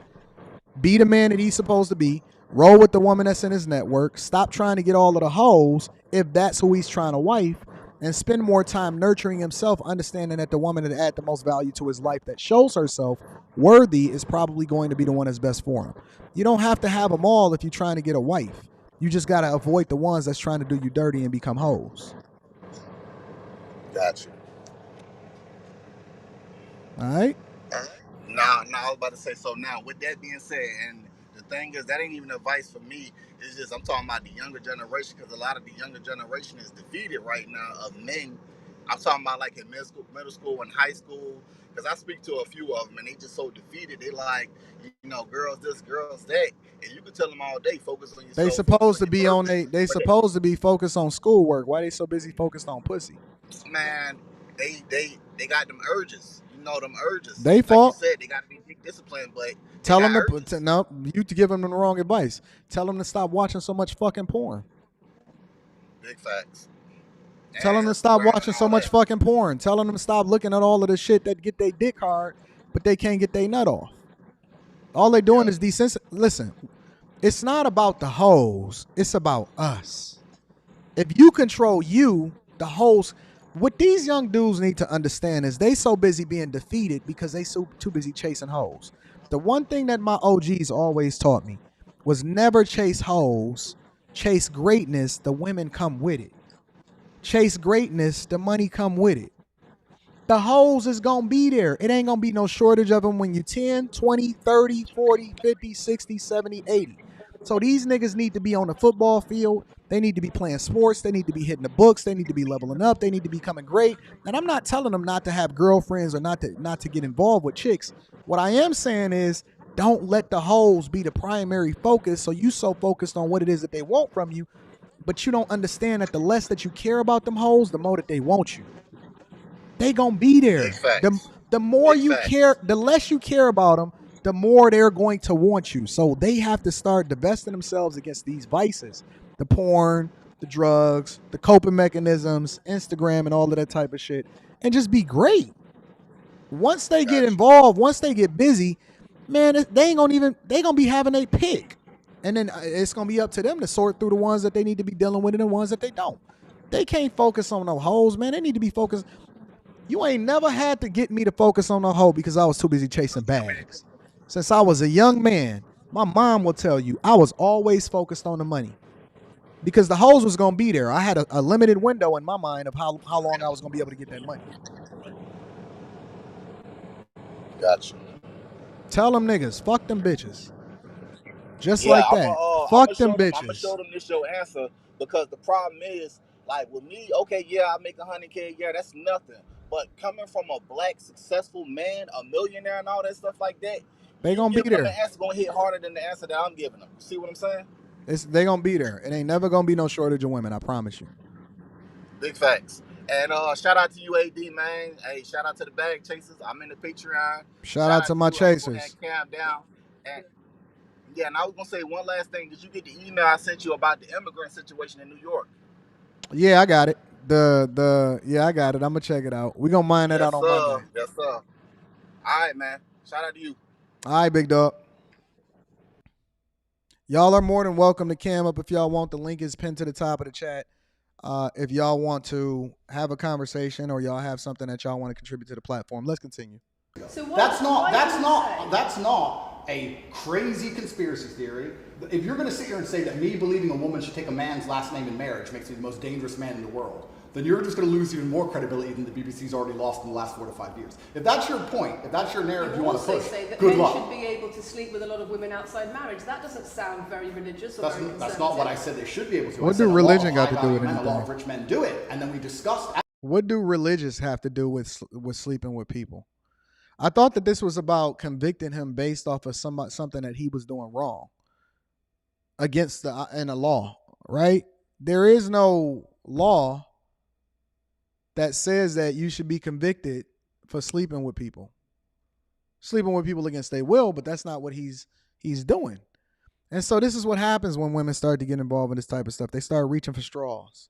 At length on podcasts why rich men do it, and we also discussed why women decide to be unfaithful. It's not a gendered argument. We discussed unfaithfulness as a whole. What are the reasons and motivations for men, and what are the reasons and motivations for women? Because you have no time to actually, watch my content. Because you have no time to actually watch my content at length and understand what I'm saying. You just come here with a small snippet which has been provided to you on a piece of paper. 3 times doesn't make it true. No, completely. You don't have a clue what I say or what I talk about. You never watch my content. You have small pieces of paper, small clips on a piece of paper, and you're trying to pretend I've said evil things. And then you're going to say I'm the most dangerous man in the world, which is truly laughable. You said that, not me. I'm going to be reading Super Chat shortly. Okay. Do you believe I'm the most dangerous man in the world, Lucy? I'm not answering your questions. Well, then we need to change the dynamic of this interview because, and I'll make this clear, I allowed you into my home. I'm doing you a favor, giving you the first interview I'm giving to the public. You don't come here with a position of authority. You're not the police. I don't respect the BBC. I don't know you. You do not come here with a position of authority over me. We are equals. We are people. We're citizens of the world, and we sit here as equals. And I see you as my equal, and if you ask me questions, I can ask you questions back. As an interviewer, the first thing that you're supposed to do is research the person that you're interviewing, right? You got to do a deep dive. You got to better understand them. Sometimes you can choose not to look at certain content because you want them to react authentically. But if you're going to levy accusations against somebody, then you need to better understand them instead of coming out of a position of ignorance. And this is just bad journalism at this point. For you to come here and sit down and pretend you're the because you're not even supposed to be arguing with the person that you're interviewing. As an interviewee or as the interviewer, your job is to ask the questions and allow for them to expound and give their opinion or their thoughts off of different things or issues or whatever it is that's happening. Your job as an interviewer is not to debate. People even get on me about that because they say, Anton, you never push back. Well, my job is not to push back and hold you accountable. My job is to ask the questions and then let you say whatever it is that you want to say because you're the person that's being interviewed. My job is not to hold you accountable. My job is to get the information out of you and get your thoughts, your authentic thoughts out of you. She's a bad interviewer. And that you don't have to answer my questions is disingenuous because I don't owe you anything. Asking questions and you answer. But I don't owe, no, however you want. This is a conversation and I don't owe you any degree of authority over me. So let's make that clear. And that doesn't matter if you're a man or a woman or from the BBC or the CNN. I'm here to answer your questions and be honest with you and do you a favor. Great. And I'm doing you a favor. But you come here with loaded questions. Keep letting her know. Me, which is negative. I'm asking you about things you've said that people are concerned about. And that's fine. But you're not going to sit here and say you don't answer my questions because you're not above me. This is also not supposed to be a third degree. It's supposed to be a conversation. Absolutely. Well, it would help if you answered the question. I've answered every question so far. Let me ask you another question. Sure. You have said that a woman's intimate parts belong to her male partner, and if she goes on OnlyFans, he is entitled to a cut of her income. You are extremely, it's very confusing to me why you're going to sit here, take long. Thank you, Jay Ben. I'm going to be reading Super Chat shortly. In context where I've sat with OnlyFans girls, 10 or 15 OnlyFans girls, where we've been joking back and forth, ignore every comment and satirical comment and sarcastic comment that the females have made. It's like a joke. It's like a joke because if I joke and say, man, you know what I'd do to you if you ever was in front of me? Man, I'd blah, blah, blah, whatever, so on and so forth. Thank you, Mr. Maximus. I'm definitely going to be reading all of this Super Chat shortly. It's like a joke. But then if somebody want to make it serious and they want to take the transcripts and then make it seem like you said something that was out of context, come on, man. How many times have y'all been in bed with a chick or with your girl and she said do this or do that, or, you know, whatever, role play. I want to, you know, she likes to be handled rough, handle me rough or whatever like that. Then they're going to say you beat up on women all of a sudden. You know what I'm saying? And you say, hey, I like to handle my chick rough. They don't ask for the context. The only thing that they trying to do is paint a narrative. And anybody in their right mind can see what the agenda is and what the Matrix is trying to do to Andrew Tate. And then come along and say, you said this, and you're the most evil man in the world. I don't know if you understand what sarcasm is. I don't know if you understand what sarcasm is. I don't know if you understand what context is. I don't know if you understand what satirical content So you're saying it's sarcastic? I'm saying it was a very interesting talk show. And for you to sit here and say that that is my true core belief. And he already told her that he don't want to be convicted because he's still under investigation. So you can't keep trying to pressure him to say that he said it. He already added the context and you need to read between the lines. I can't stand people like this. And that makes me a bad person is disingenuous. Is it? Of course not. Was it sarcasm? Absolutely. You should watch the show. You were being sarcastic when you said, let me just clarify. You should watch the show. Look, she trying to pin him. She trying to pin him. She about to say, you were being sarcastic when you said A, B, C, and D. He shouldn't even be having this conversation. I would just say, next question. You know what's going on. For the audience, you were being sarcastic when you said a woman's intimate parts belong to her male partner. I told you. I told you. I told you. I would just be like, listen, you know what it is. Let's keep it moving. You know what it is. Let's keep it moving. She think that she's smarter than everybody else in the room, and you're not smarter than nobody. No. You didn't believe that. No, it's not that. It's that you haven't watched the show at length. Facts. And you should have, because the woman was saying, my man's car belongs to me because he's my man. And she was on OnlyFans. And then 20 minutes later, when she said she was on OnlyFans, I said, well, you're selling your body, that belongs to him because he's your man. And she laughed. She laughed and she said, yeah, that's probably true. If you watch the show, it will make sense. For you to come here with doing no research at all and then say, I don't understand Destroy her. About, but I've got Destroy her. Things printed off. That's why you're saying the silly Destroy thing. her. Watch the show. Do some research. Do you believe it? I've already answered the question. Not really. Of course I have. Can we move on? I've answered the question. Do you believe Yo, this is that super a woman's contentious. intimate parts belong to her male partner? Of course not. I've just answered the question. I would just put her out. I would just put her out. And does this woman believe that her man's car belongs to her? It's not a gender. I would just put her out. I really think that because her intentions is bad.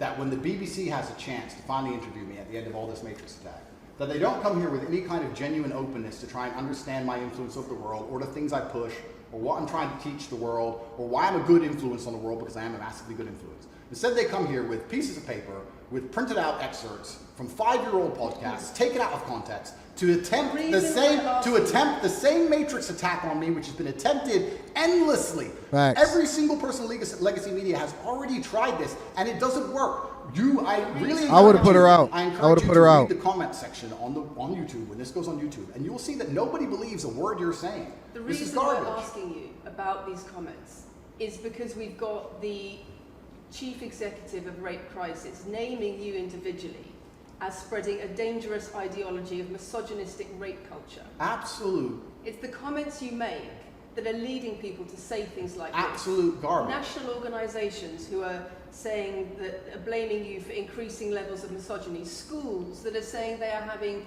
increased incidents of girls being attacked, of female teachers being harassed. If that was by true, pupils, because of you and your teaching. Well, that's absolutely. Oh, stop it! Stop it!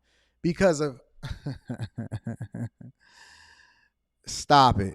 Because of him and his teachings, schools are now running into problems of people that's, come on, family. What we doing? What we doing, y'all? Is this the environment and the society that we live in today? Because if that was the case, then we'd have way more rich people as a result of what it is that they watched on this show on the Bag Chasers. We'd have less women opening up their legs to guys that don't give a fuck about them. We'd have less kids out of wedlock. We'd have more people getting more money, and we'd have less people running in the Victim Olympics and continuing to donate to Umar Johnson's school. If that was true. If that was true, then we'd have more people than ever that was actually doing the thing that's in their own best interest and not leaving their marriage and fucking up their families as a result of watching this show. Is that true? No, because people didn't go and do the thing that's best for them. We'd have more people tapping into the Patreon. Link is in the description as well as pinned to the top of the chat to do the thing that's in their own best interest. Let's continue. Ever encourage a student to attack a teacher, male or female. I'm more than welcome to come up and say what you want to do. I'm an athlete. I preach anti-drug. I preach religion. I preach no alcohol. I preach no knife crime. Every single problem with modern society, I'm against. I'm teaching young men to be disciplined, to be diligent, to listen, to train, to work hard, to be exactly like me, with no criminal record, never even yet charged in this 14-month Matrix investigation. And I'm saying that if men grew up like me, which are hardworking and diligent and emotional control and stoic, we're going to have a better society, not a worse society. To sit here and say that schools in England, which is a failing nation, which has knife crime going through the roof, violence going through the roof, men's mental health going through the roof, and they're going to all blame me because I appeared on the internet 1 year ago, is disingenuous. It's disingenuous. You And also, the financial success with a Bugatti and a cigar, but it comes with a side order of misogyny. how does having a Bugatti and a cigar come? She said it comes with a side order of misogyny. Yeah, I know ain't nobody trying to cam up. I'm gonna remove the link in a minute because ain't nobody trying to come on. They don't even want to have a conversation with me. You know what's so funny? I make this available to everybody every single Friday and Wednesday. Every single Friday and Wednesday, I make this available to the general public, and everybody has something to say, but ain't nobody trying to cam up. Even my ops. This is the opportunity of a lifetime for you to actually get your numbers up, get your channel up, and you can talk to me personally, individually. Ain't nobody trying to get at me. Ain't nobody trying to have no conversation with Time Dog. They not even built like that. They know better than that. They know better than that, bro. Stop it.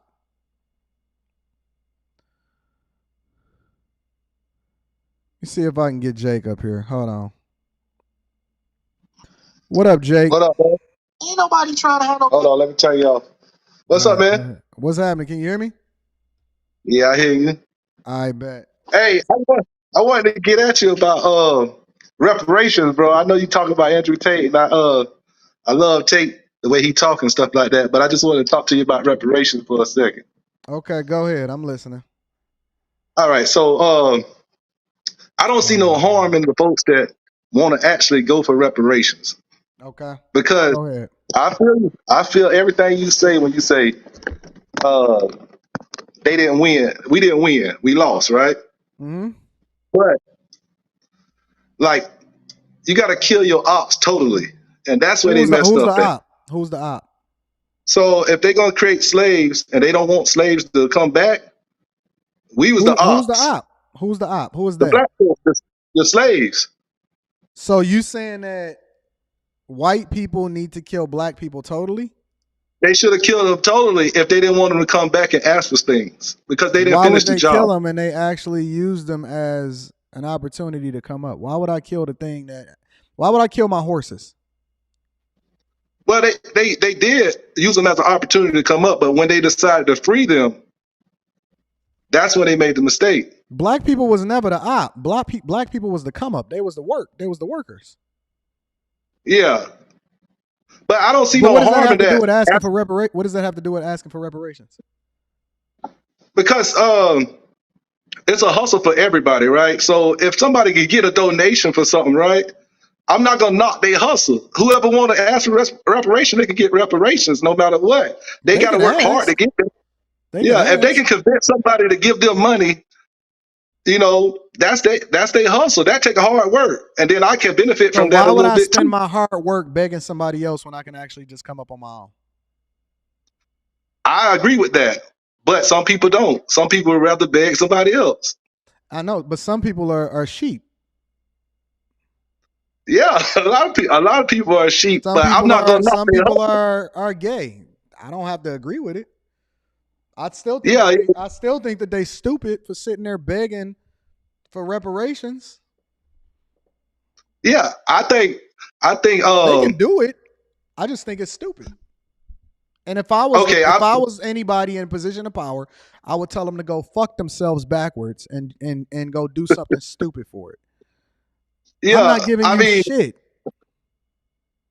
I feel you totally on that one, but I'm just saying, if they could get somebody that's in power to do something for them, it's like, Don't why but not Jake, they Jake, hustle? Jake, Why Jake, would I Jake. not be hustle? Don't you understand that this is a hustle?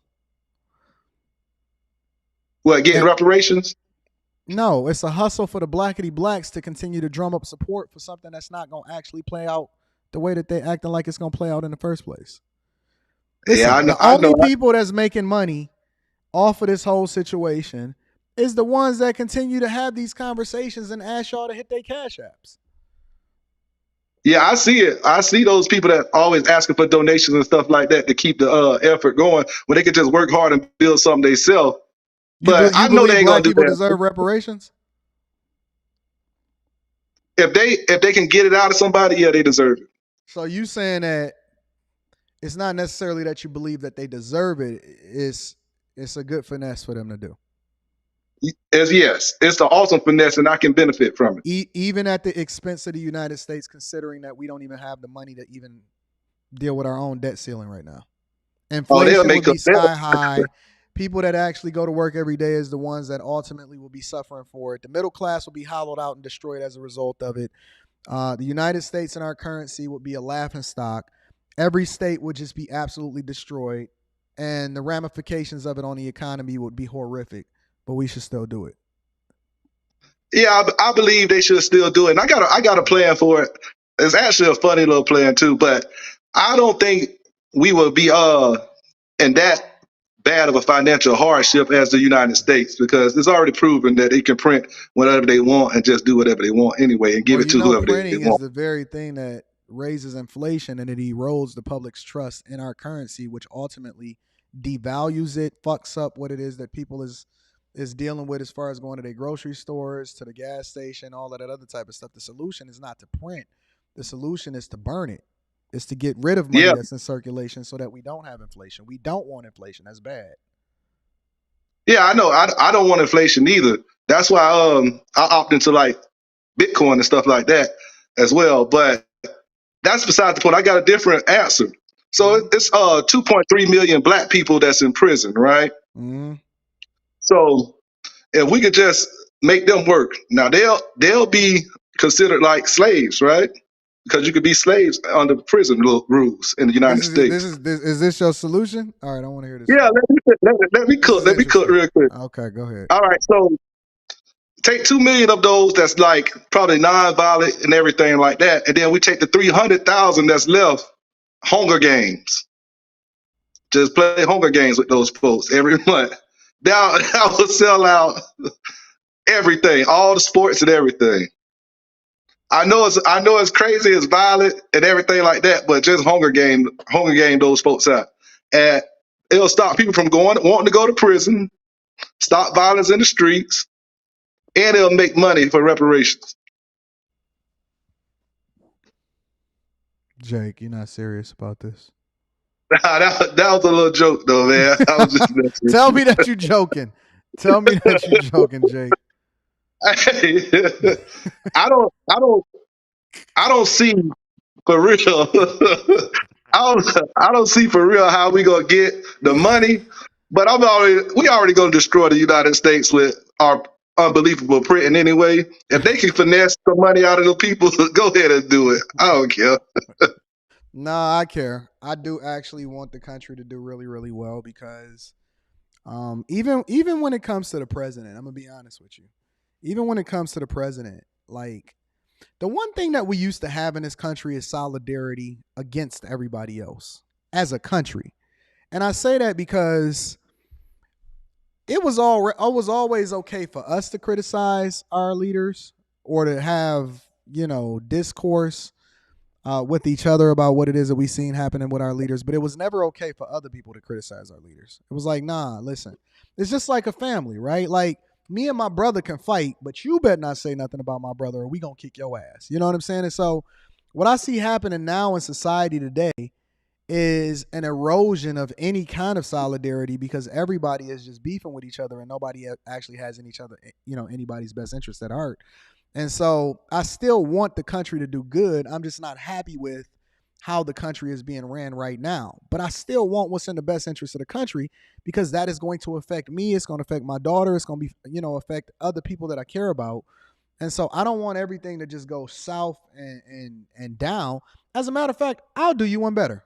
I'll go even further in saying this.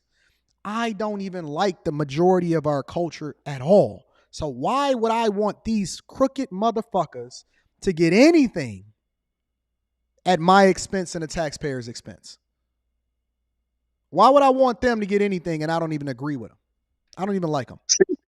I agree with you. I don't want anybody to get anything that I don't agree with. And so that's why just would I going to want be them to get reparations then? And I don't even like half these motherfuckers. Because some people get stuff that you don't agree with right now. Right. So I'm not gonna advocate for you to get something else. Yeah, I'm not gonna advocate for it, but I'm not gonna fight against it right now. I am. I think that we should remove a lot of these social programs. I think that we should stop rewarding baby mamas for leaving their households. I think that we should stop rewarding people that file for divorce that's fucking up their families. I think that we should stop rewarding bad behavior all the way across the board. See, I'm not sitting idly by and saying I think that it don't really whatever, so on and so forth, because eventually it all trickles down and it affects us. So I'm actually against it, so much so to where I look for people like the Ron DeSantis that's running for president to say that he's absolutely looking to destroy the wokeism in the left culture. Yeah, I vote for those things too, but I ain't gonna lie to you. Sometimes you feel powerless, bro. When you have those, I got some of the same ideas as you, but I just don't see myself having the power to, reverse all those welfare things and all those things that I don't agree with, pulling people off Section 8 and stuff like that, and figuring out which ones is the right thing.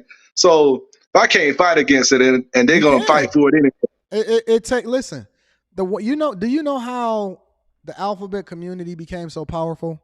Is because on an individual level, they all really believed in what it was that they was doing.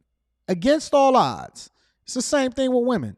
Think about it. These ladies, they didn't even have any power within the last 50, 60, 70 years, and they've already taken over it to the point to where men have become the villain. And it's because on an individual and a collective level, they actually believe in what it was that they was doing. And so the thing that we have to do as men is be steadfast in the things that we stand for, understanding that it may not happen in our generation, it may not happen in our lifetime, it may not happen tomorrow, it may not happen next month or next year, but every step in the right direction ultimately is going to lead for a better future of the people that we love the most, which is our children and the people that we care about. And so, you can't be discouraged. The race isn't given to the swift, it's given to he who endureth to the end, and it's about the right thing. It's not about the thing that makes us feel good at that particular time. Yeah, so a lot of the stuff is just reversing what some progressive folks already did. Just like some of the laws and things that the women fought for, it's like reversing that. So it's like we're gonna do this and reverse it, then they're gonna come back, reverse it. Then we just gonna keep battling ourselves. Somebody in the chat, Courtney Makeupson says, "See, this is what we saying." Courtney Makeupson says, that's irresponsible to say, Anton. Not all situations are the same. Some people use social programs as a stepping stone to get better careers and higher income. So, how's that my problem? I don't care. Listen, you don't deserve anything. It's not irresponsible for me to say you need to be responsible for who it is that you are in your lot in life. Nobody deserves anything. It's up to you to justify your place on this earth and to leave it in a better space had you not been here. I don't have to give you nothing. If I give you anything, it's because I actually want to, not that I should be made to. It's your responsibility as a person to do the thing that's in your own best interest. If you don't like it, then take it up with your father, not the federal government. Yeah, it sounds like somebody that needed help and the government helped them, so they all for it. Because you ride or die with whoever can help you out sometimes. So they be for those programs, and it's gonna be hard to get people up off them because the government know that if I help you out, give you a little bit, we gonna have you for life.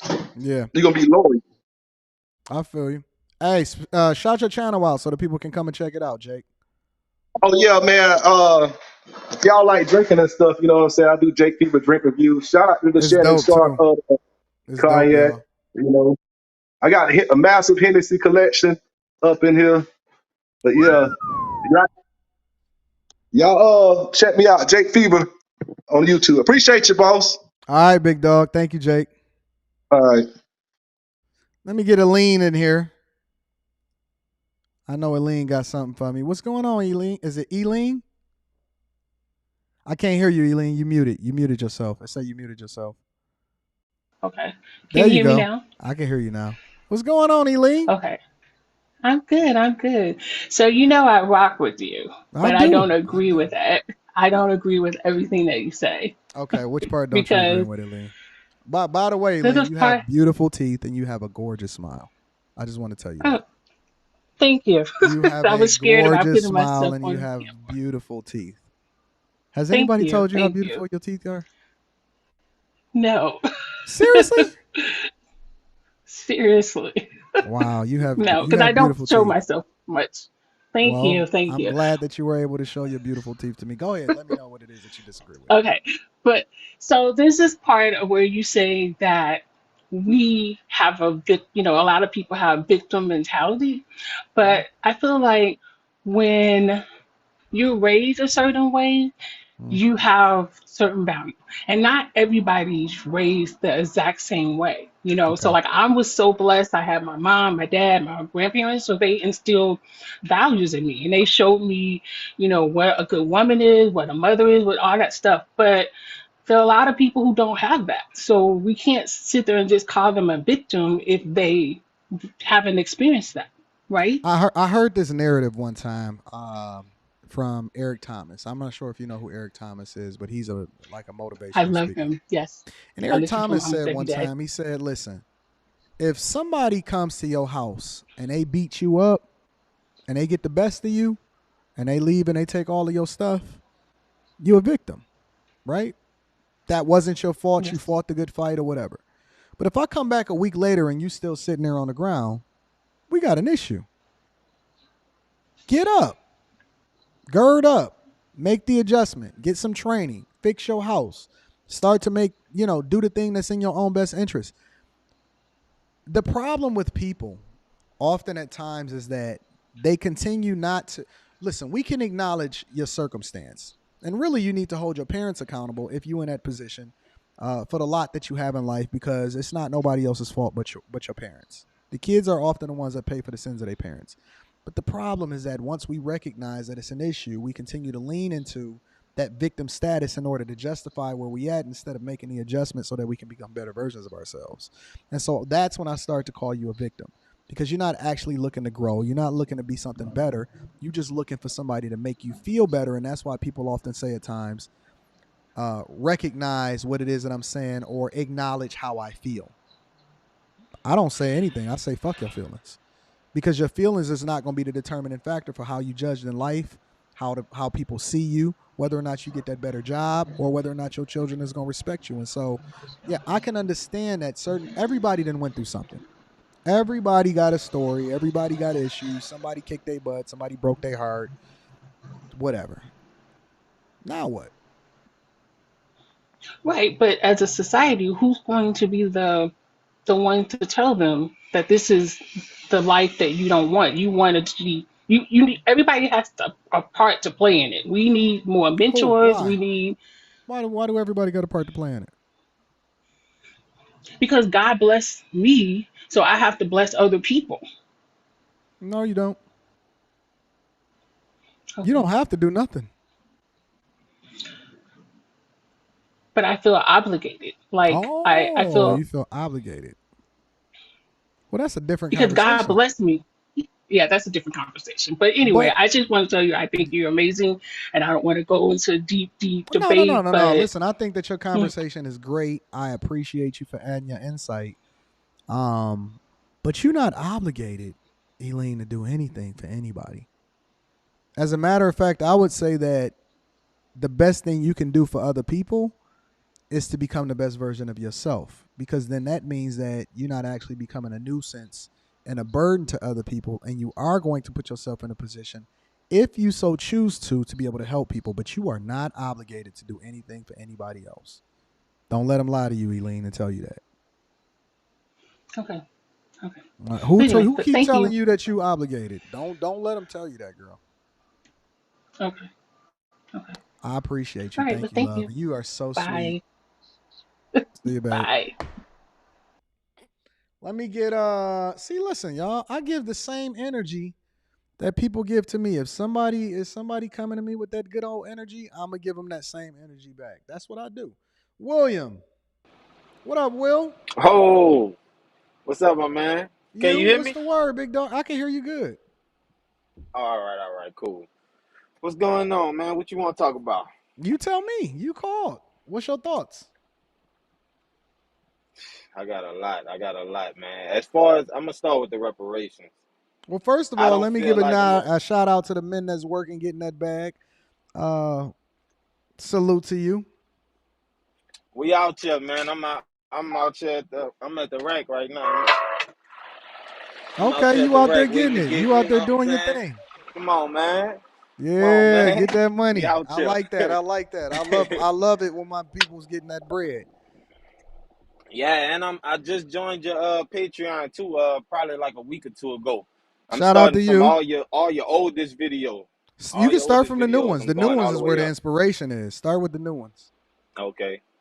The new ones, bro. Man, you That's what. dropping gems in that thing, dog. I ain't got no complaints with But that stuff, see, bro. I people ain't don't gonna know lie to that. you. They think that is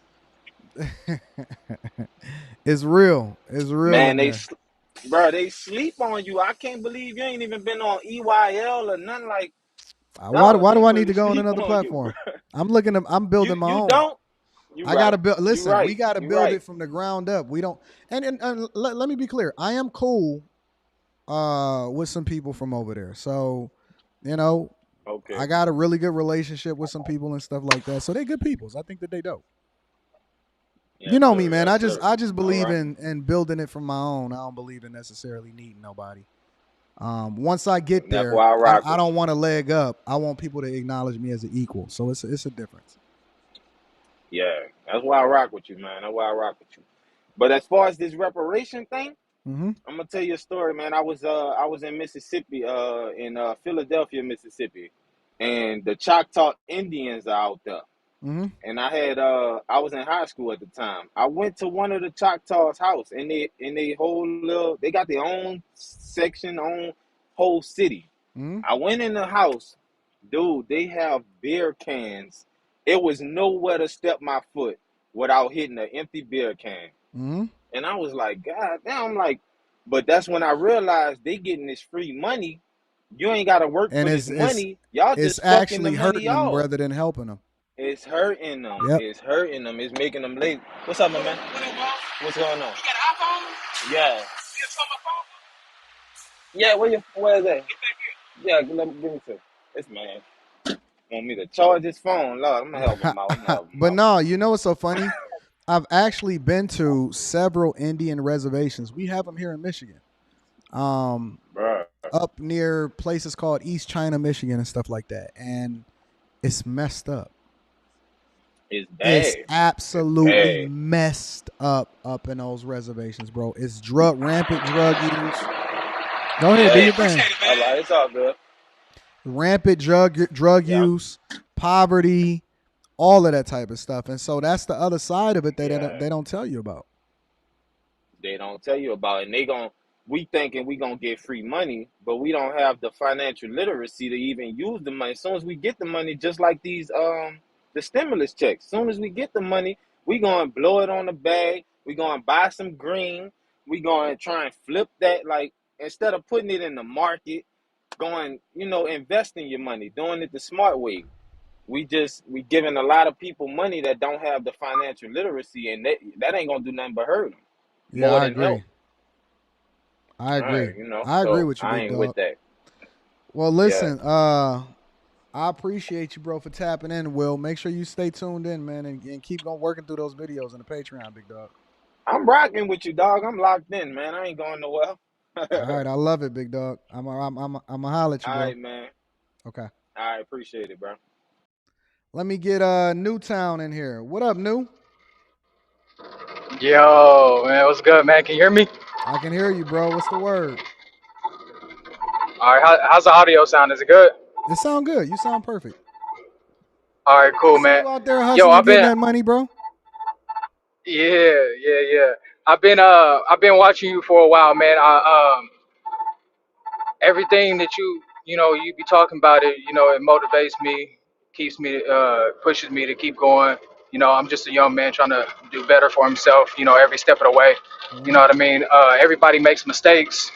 I'm not a perfect person. I already know that. But yo, I got a question. So I got this chick. I love her, but I'm not in love with her. And I think the reason why we having issues is because I'm not in love with her. Is she a girlfriend? So yeah, we've been dating for like 2 years. I mean, we had a kid out of wedlock. We wasn't planning for that, but it happened. You know what I mean? Now me, I got a girl. She's beautiful, but I still have it in my mind that I want her mom and her dad to raise her in the same household, right? I'm with you. Okay, yeah. So I still got that in mind that's what I want to do, but I'm just not too quick to jump to marrying her because I mean I don't know if our paths are gonna like I don't know if our paths are gonna like conflict with each other because I mean she in school right now working for her master's degree and I'm not Masters in knocking that what? at all. Uh, I think she's silver justice. How much debt she got? Does Let's that sound sound right? like she racking up a bunch of debt. 100,000 at least. Fucking A, bro. Well, Okay, so let me. so that's You that's want to another. know the truth, or you want to know the thing that make you feel good? No, man, I want to know the truth, man, Nah, you because I don't. You mean, don't want to know the truth. nah, I want to know the truth, bro. I want to hear your opinion. I really do appreciate how you and your wifey, how y'all came together. Y'all was each other's first, and y'all been married ever since, man. And I love that. But I want to know your opinion about this. You sure? Yep. All right. Well, first I'm gonna start with you. Okay. Yeah. Why are you having children out of wedlock? Uh, man, shit, because I didn't use a condom. Why? I didn't use a condom. Because I was now being you I was now being you trying to irresponsible. you trying to I mean, I'm gonna be retroactively honest. fix a problem that you I'm gonna already be. created for yourself. But let me tell you why. Let me tell you why I'm saying this, right? Because Yeah, yeah, you trying to retroactively fix a problem that you done already created for yourself. But in a sense, you've right, already kind of married her because you're gonna be tied to her for the rest of your life because of the kid that you have with her. exactly. You always gonna have this chick in your life for the rest of your life because you wanted to bust it down and you didn't want to wear rubber. Yep, Secondly, yep, marriage and relationships is not about being in love. It's about looking at it from a business perspective first. Okay? Meaning that the right, love comes along with it. You can learn how to love somebody, you can learn how to fix it or whatever like that, but you have to look at everything from a business perspective. Third, when you get married, if you get married, you inherit all of that debt. yep. You ready for that? Well, I mean, Mm. I, I don't know. I feel like if she listened, I wouldn't have no problem with it. What you mean if she listens? She getting her master's degree in criminal justice. What's she gonna be? That is the equivalent of underwater basket weaving, sir. What you talking about her degree? Yeah. Oh, damn. Uh, How well, see, much well, money that's she what make I'm right saying now? How though. much Like, money she make right now? nada, So why she nada. It's been rough, bro. For the past 3 months, it's been a little rough. y'all living with each But other? yeah, Yeah, you right. You hit, bro. yeah. You said I'm what? You hit. I hear what? You fucked up. Oh, Oh, well, I mean, shit. I kind of know I fucked up. But what do you mean by that, though? What do you mean? You living with a woman outside of wedlock that is racking up hundreds of thousands of dollars in debt, and you telling me that you're not even in love with her, and you making decisions based off of how you feel instead of a set of what makes the most sense. That's fucked up. I'm making decisions based off how I feel. Yeah, you said I love her, but I'm not in love with her. That's a red flag. Meaning that you leaning on how you feel about it in order to determine whether you're gonna be with her instead of about the thing that's gonna be best for you. Okay, so I mean, is it best for me to marry her and raise this kid together? I can't tell you that. All I can tell you is that you're gonna have to make the best decision for you, understanding that the best version of you is gonna be the best version for your kid. The thing that I will say is that it is always best to raise a kid in a 2-parent household. But if you're going to get some control over what the fuck is going on with your relationship, then you better get some control over it now. Because all you're doing is creating a situation where you're going to be even more fucked up and you're going to inherit debt that you don't want. I would not do a ceremony. I would not get married to her until she paid that debt off. Me personally. I'm not looking to inherit $100,000 in debt. Well, I mean, I kind of told her that I kind of said that the same thing. But the only reason why we keep running into issues is because she feel like she's not secured because I'm not like trying to marry her like right off the bat. Red So flag. we bump heads over like petty stuff. Listen, bro. You should have never had a child with her. That's the truth. Yeah, which yeah, I know that. So now you got to deal with it. You're going to have to do some soul searching and have a conversation with yourself to figure out what you really want and how this is going to play into it. What I really want, I have a kid out of wedlock, and I want the kid to have the best option they can available. Whenever after high school, they can be able to do whatever they want to. It's really not about me anymore. It's about the kid, right? Yeah, but she's going to play a factor in the role in that. And so that's why you got to evaluate what you really want. She going to play a factor in the role in what? And everything that happens with you and your kid. You're tied to her now. Okay, but what do you mean by that? You had a kid with her. You're never going to be able to get rid of her. She's always going to be in your life, no matter whether you like her or not. Well, I mean, I don't really care about that. I don't really care about trying to get rid of her. I ain't. I should. You should. Damn, man, she emotional, bro. She gon'. I ain't telling you what to do. I ain't telling you to break up with her. I'm just telling you need to go to the drawing board and think about what your life is like. Go to the drawing board and think about what my life is like. Yes, sir. Is it a possible chance that we can do business together? Who, me and you? Yes. In what way? Well, my family has some land, and I want to turn it into some type of profit. The only thing that I cannot do is sell the land. What do you mean you can't sell the land? Because the land has been in our family for generations, and I was told that the only thing that I can't do is sell it. Where is it located? Oklahoma. Oklahoma and somewhere around Okmulgee. So what are you looking to do with it then? Well, in about 3 weeks, I'm going to Okmulgee to go talk to my uncle and to go check out the place. I got two ideas. I either want to throw up a wind turbine. Is it like in a or sticks? It's in a yeah. sticks? Yeah. Yeah, I want to do some wind turbines or wheat crops.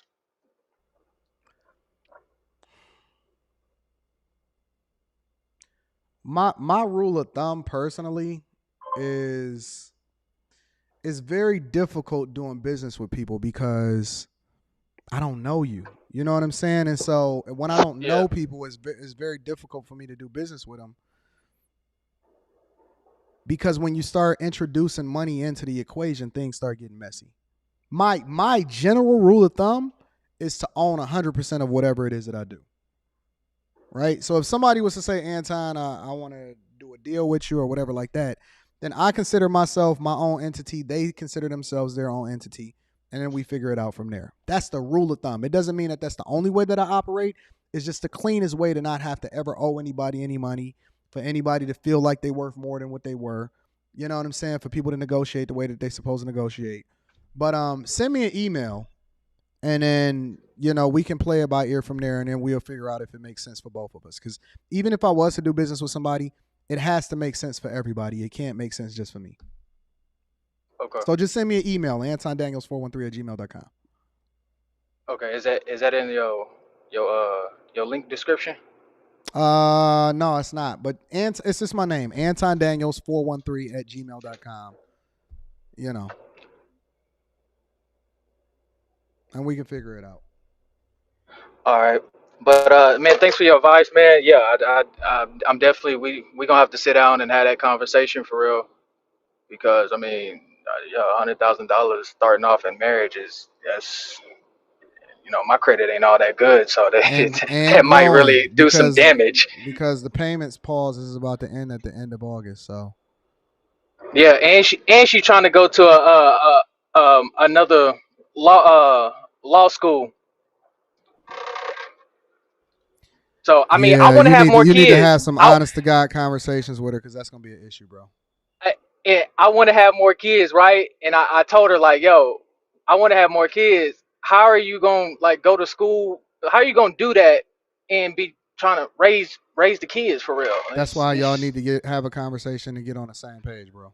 That's an issue. How can I get her on my page? I don't know her. I don't know what her personality like. I don't know what the background is. And see, that's why when I have coaching calls with people, a lot of times I try to learn as much as I possibly can about them, because then that informs me of how it is that I can pour into them. Because nobody is a monolith and everybody's situation is different. How you start off is how you have to continue with it. And so if you started off by allowing her to move the way that she moved now, why would she change any differently just because you're feeling some type of way about it? Because she want me to marry her. No, okay. Well, then that's your only leverage. Yeah, that is. So basically, if you want to be married to me, you got to follow by my plan. Yeah, okay. I think you're going to wind up marrying her anyway, but that's just neither here nor there. Nah, bro, I'm not too quick to. Yeah, I'm not too quick to marry her, because I already tried once, and she you tried to marry her once? No, this was with another chick. You tried to get married? The first chick I ever. You done. Yeah, yeah. Send me an email, man. We're gonna kick it later. We gonna kick it, bro. Yeah, for sure, bro. Yeah. Hey, so I want you to meet her. And I want her to hear what you got to say about us. She not gonna like what I gotta say. You ready for that? I don't care.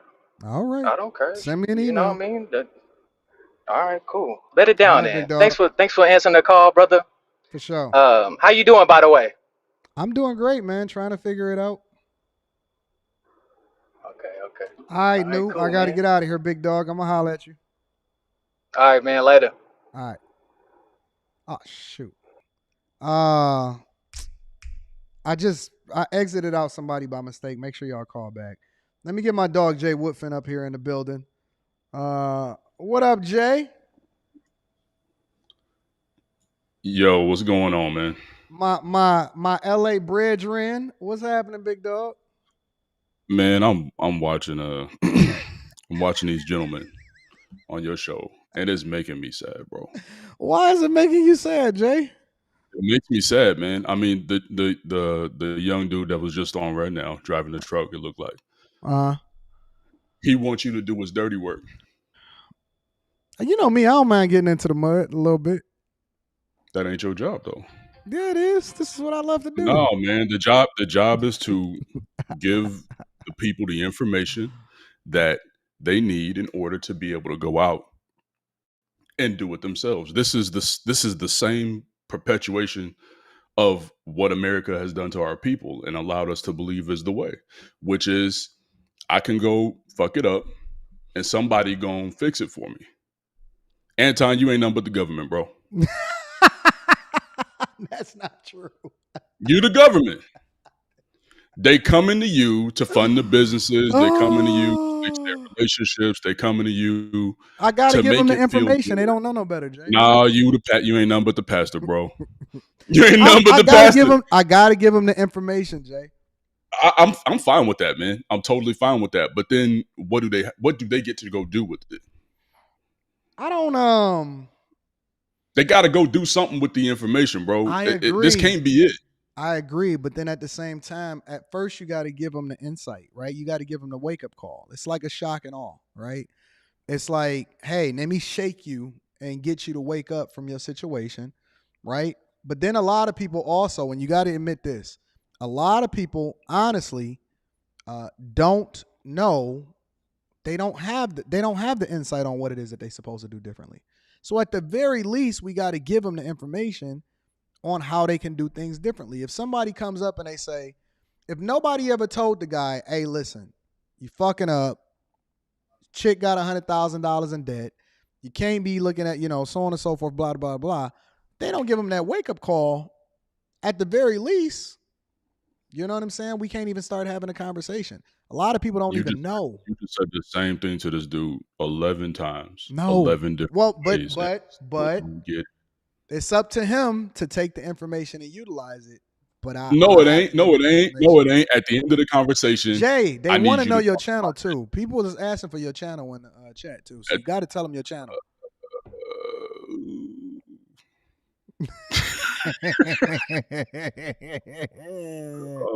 Come on, Jay, man, give them your channel, bro. Oh, bro, what think about it? I've been dealing with this a lot. With this particular mentality, because I get people that I mentor as well, bro. Mm-hmm. But then what happens with me is I get impatient because I think people want to hear what they want to hear. They come into a conversation with a preconceived notion of how it's going to go. Mm-hmm. And when you're honest with people, like you were honest with this gentleman, mm-hmm. then it becomes a situation of how can you help me fix my own bullshit? They gotta have assistance. They gotta have the assistance. They need the guiding hand. What's the assistance? What's the assistance? What's the guiding hand? Well, Jay, listen, you got to remember that a lot of these people have never had a father in their life, right? And so they've never had people in their life to actually tell them the truth. And all of the people that they've surrounded themselves with are people that told them what they wanted to hear, whether it be their friends, whether it be their mother, whatever that is. Nobody actually told them the truth. And so when they finally get with somebody that's willing to tell them the truth, it's refreshing to them. And so it hit them different. And so I don't expect for them to immediately say, okay, well, I'm going to do things different and I'm going to fix my life. Sometimes I say it to them and then they do a little bit, they get a little bit of success and then they fall and they fail, right? Because they never consistently continue to do the thing that I told them to do. Or they get a little bit of success and they think that they can go out on their own. No. It's like children, right? Because the child is going to continue to learn. They're going to continue to grow. But if they don't have that guiding hand to allow for them to have those controlled failures, right? But then in addition to that, you get the insight. It's a continuous growth, right? Even me, right? I still have the mentors that I've had my entire life. And I'm continuing to gain insight and information from them as I grow, right? So it's not a one size fits all thing, though, Jay. It's a listen. This is where you are in your life, and this is where you have to be, and this is where I'm gonna give you the game and the insight and information on how you can grow to get to the next level. So it's not a okay, I'm gonna fix their life. It's more like let me give you game as I can continue to guide you, and you can become a better version than you were the day before. You know what I'm saying? That's all well and good, man. But what's the best way to pay your mentor? What's the best way to pay your my own success? With your own success, which comes and they from are successful relatively, which comes from following a very small percentage. It's a lot of people that's super successful. A lot of people. Okay, I'm gonna give you that one. I'm gonna just give you that one because you know. Like better I know than me. people that's like really, really killing it. Yeah, I mean, I would agree with you in that, but I think the percentage of it is so small. The percent, and when you're saying a lot of people, I think you mean a lot of people in numbers, right? You can look at 15, 20, 30 people, but out of how many thousand people That's a lot that of have people. come to you for free information, that come to For you free information? I don't to know. get your time, to get your time, to get. I can't quantify it. You know what I'm saying? You don't feel it? No, because I some people I never follow up with, right? So some people may come in and they say, "Hey, Anton, what do you think about this?" And then I may never hear from them again. You know what I'm saying? So I don't know how to quantify whether or not they were successful at it. But I got to give them the truth. I got to give them the truth. Let's talk about their reparations situation. Mm-hmm. So I like what you said about reparations because I'm a big fan of if you lose everything. Mm-hmm. If I get you, I'm gonna get everything, and ain't no coming back. Ain't no coming back for what I done took. But I don't think that people are looking at this holistically. Why? How do you think they're looking at it? Let's just say I was in favor of reparations. Mm-hmm. And this is what bothers me about our people is that they don't pay attention to just basic economics, and they're also not paying attention to the American culture.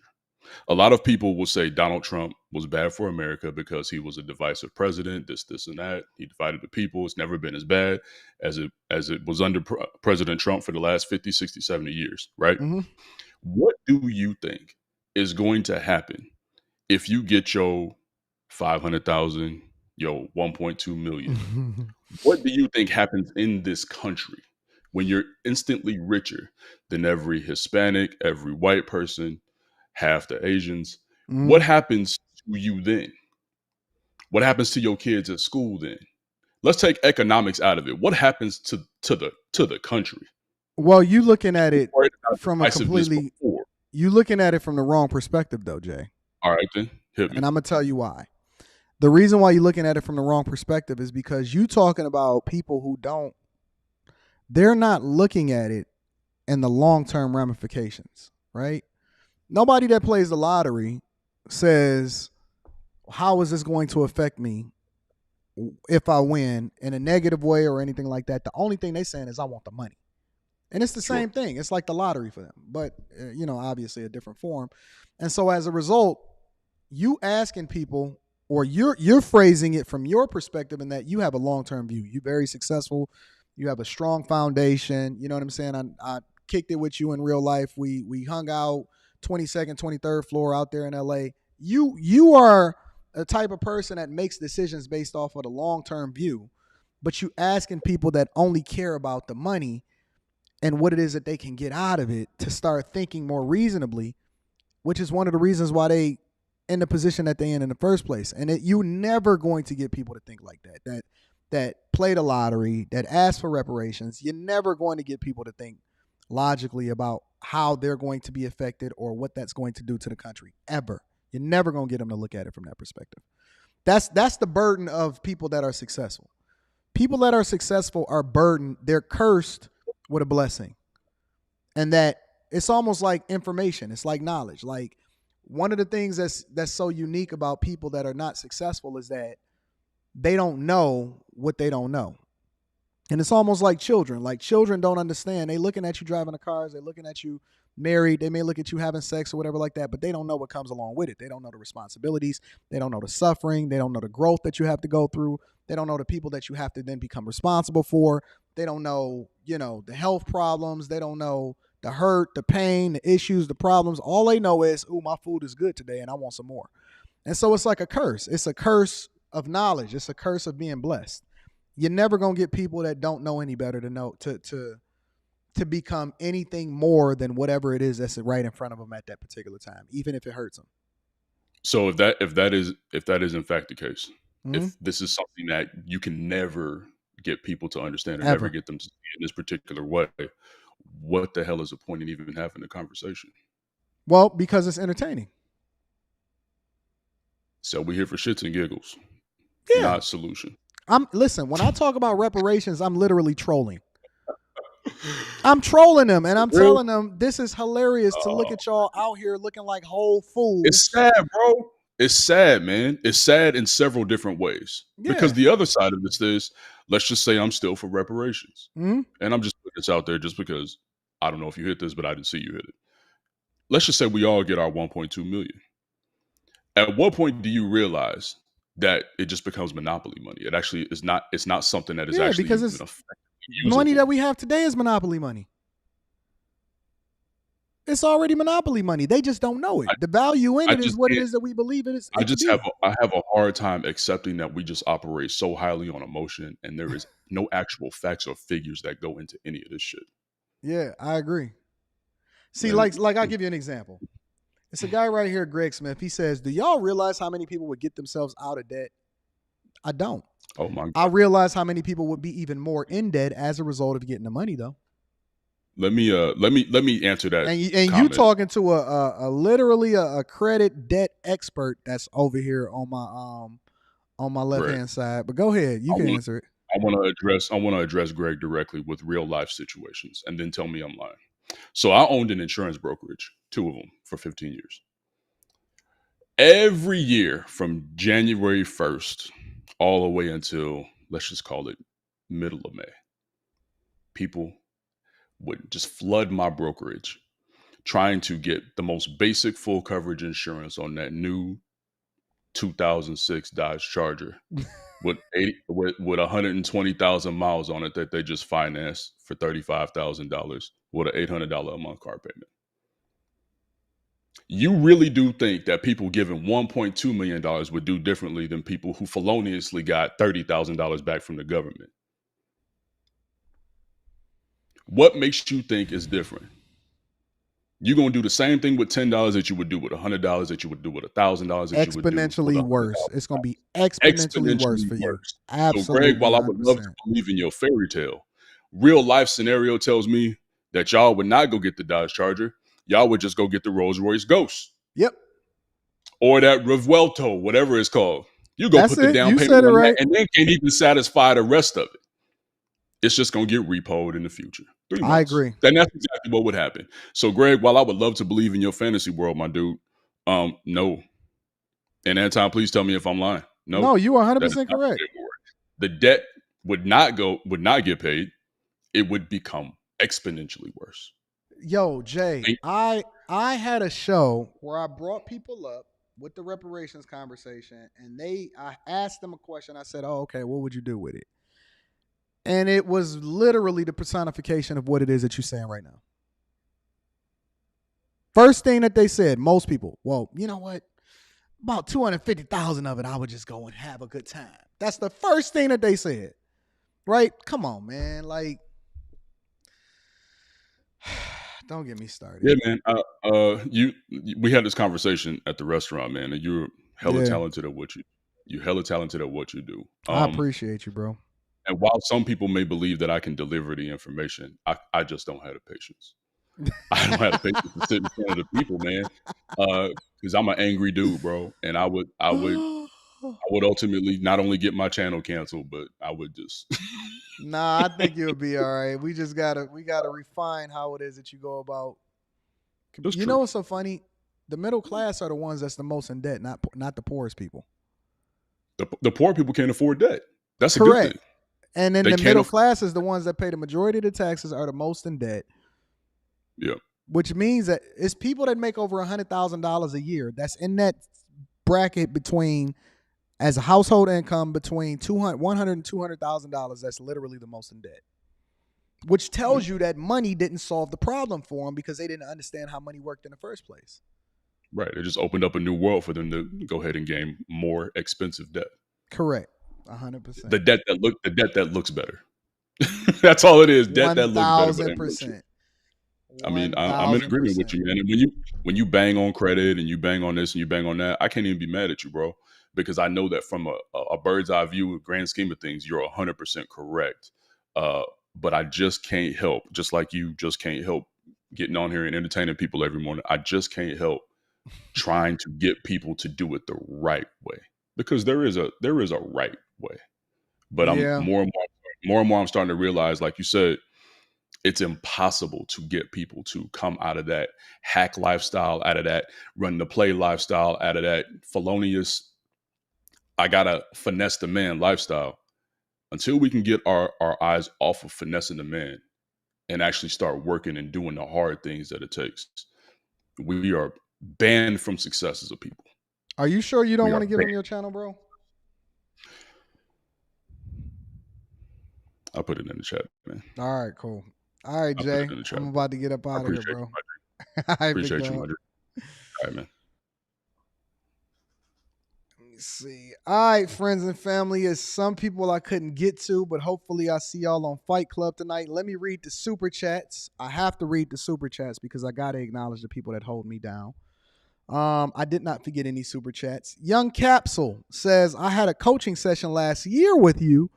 Didn't have the money for the second one. I have the cash for it now. Am I still eligible? If you have had a coaching session with me before, you are technically still eligible. Email me at antondaniels413@gmail.com and we're going to get you set up. Shout out to Young Capsule.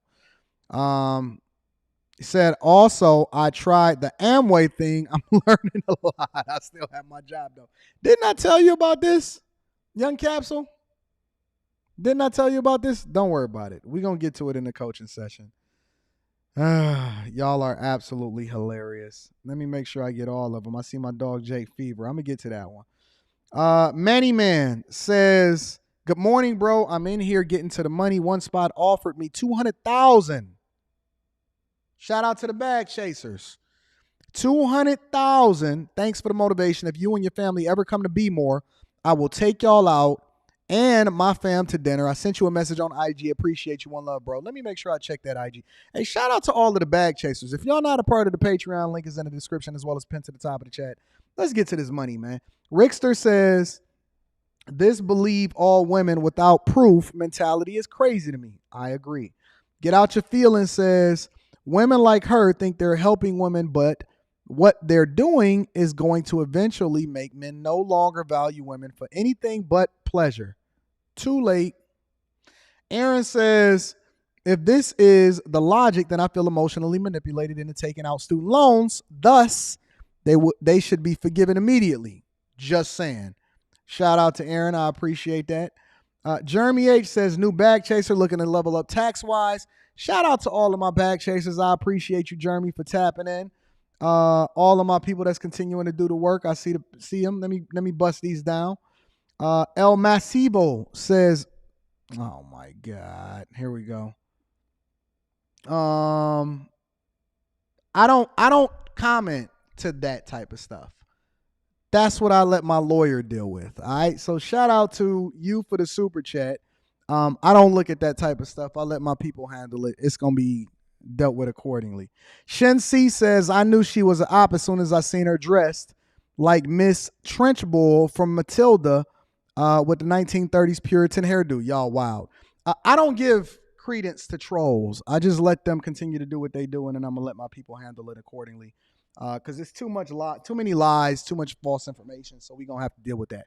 But anyway, that's a whole nother thing. Jay Ben says the religious people clap the most cheeks. They just live under the NDA of said religions, so those victims are silent to the madness. Let me see. I got to make sure I get all of the super chats. I don't know, just want some of them. I want all of them. Maximus says, Anton, didn't you watch the Anderson Cooper interview with the Trump accuser? Grape is more of an emotional thing now. It's not physical. I did not watch it. I'm sorry. General King says, Anton, you're right. It's bad journalism, but it's good for Andrew, and he will increase his notoriety after this. I agree. Christopher says, can I boot someone from the morning show? Only if they being disrespectful. Cliff says, big bro, I want to cam up, but I'm getting to the bag. So don't cam up, get to the bag. You know what I'm saying? Don't focus on camming up. Focus on getting to the bag. Tony says slaves weren't freed. They gave them freedom to choose their master and injected into the economy, having to then pay for what was once free trash food and shelter, etc. I got some merch ideas for you. All right, we'll kick it, Tony. Shout out to you. Razik says, what up? Appreciate you and what you do. Who is Peter Tuchman is? Do you know who Peter Tuchman is? That's my mentor. That would be an incredible interview if you would connect those dots. I don't, but I'm going to write it down because I absolutely want to pay attention to who you guys are telling me to pay attention to.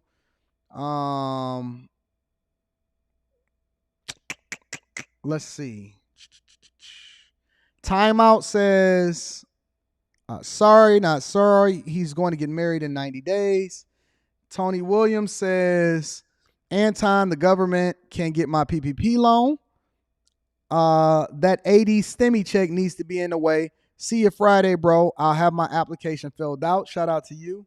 Razik says, remember Anton, Jill Scott once famously said, if you can tell me what to do, then you can tell me. If you can tell me what to do, then you can tell me what to do. That gem is still missing. Dude's brain cells. Shaking my head. Tazzy says, if you're not attacking your debt with the little money you have now, you probably won't do it when you get to the 1.2 million. Agreed. Thank you for the 10 ball. Razi says, more money does not equate to higher IQ. Facts. Hassan Malik says, Barry White speaking facts. Y'all need to listen. Y'all wild. Get out your feelings says, Anton, I'm the one that you accidentally hung up on. Big supporter. I'm a filmmaker in LA putting together a documentary on black culture. I'd love to interview you. I could email you 2 videos, I edit it to give you an idea of the doc. Send it to me. Get out your feelings. AntonDaniels413@gmail.com. I appreciate you. Jake Fever says, why not let millions have a good time with printing money instead of bankers and airline owners? It's just going bust. Only thing that changes is who has the fun first. I disagree with you, Jake. Shout out to Philip Sadiq for holding me down. I appreciate you. Swole D says, I'm on hold. Out me on a show. I have an investment question, big dog. Email me. Email me if y'all got questions, or hit me up and text me inside of the Patreon. Link is in the description as well as pinned to the top of the chat. Thank you for holding me down. Brock says, with the Pass Love offering, always holding me down. I appreciate you. And shout out to Mike, that dude on Cash App that's continuing to hold me down. I love y'all. I appreciate y'all. Hopefully y'all enjoyed the show today. I give y'all an opportunity to be able to cam up. And hopefully I added some value into y'all lives. Make sure you get that Teach Hanley 30% off your first order plus a free gift. I love y'all. I think that y'all are absolutely awesome. I need y'all to do me one more favor before we get up out of here, ladies and gentlemen. Make sure you share this with your family and friends.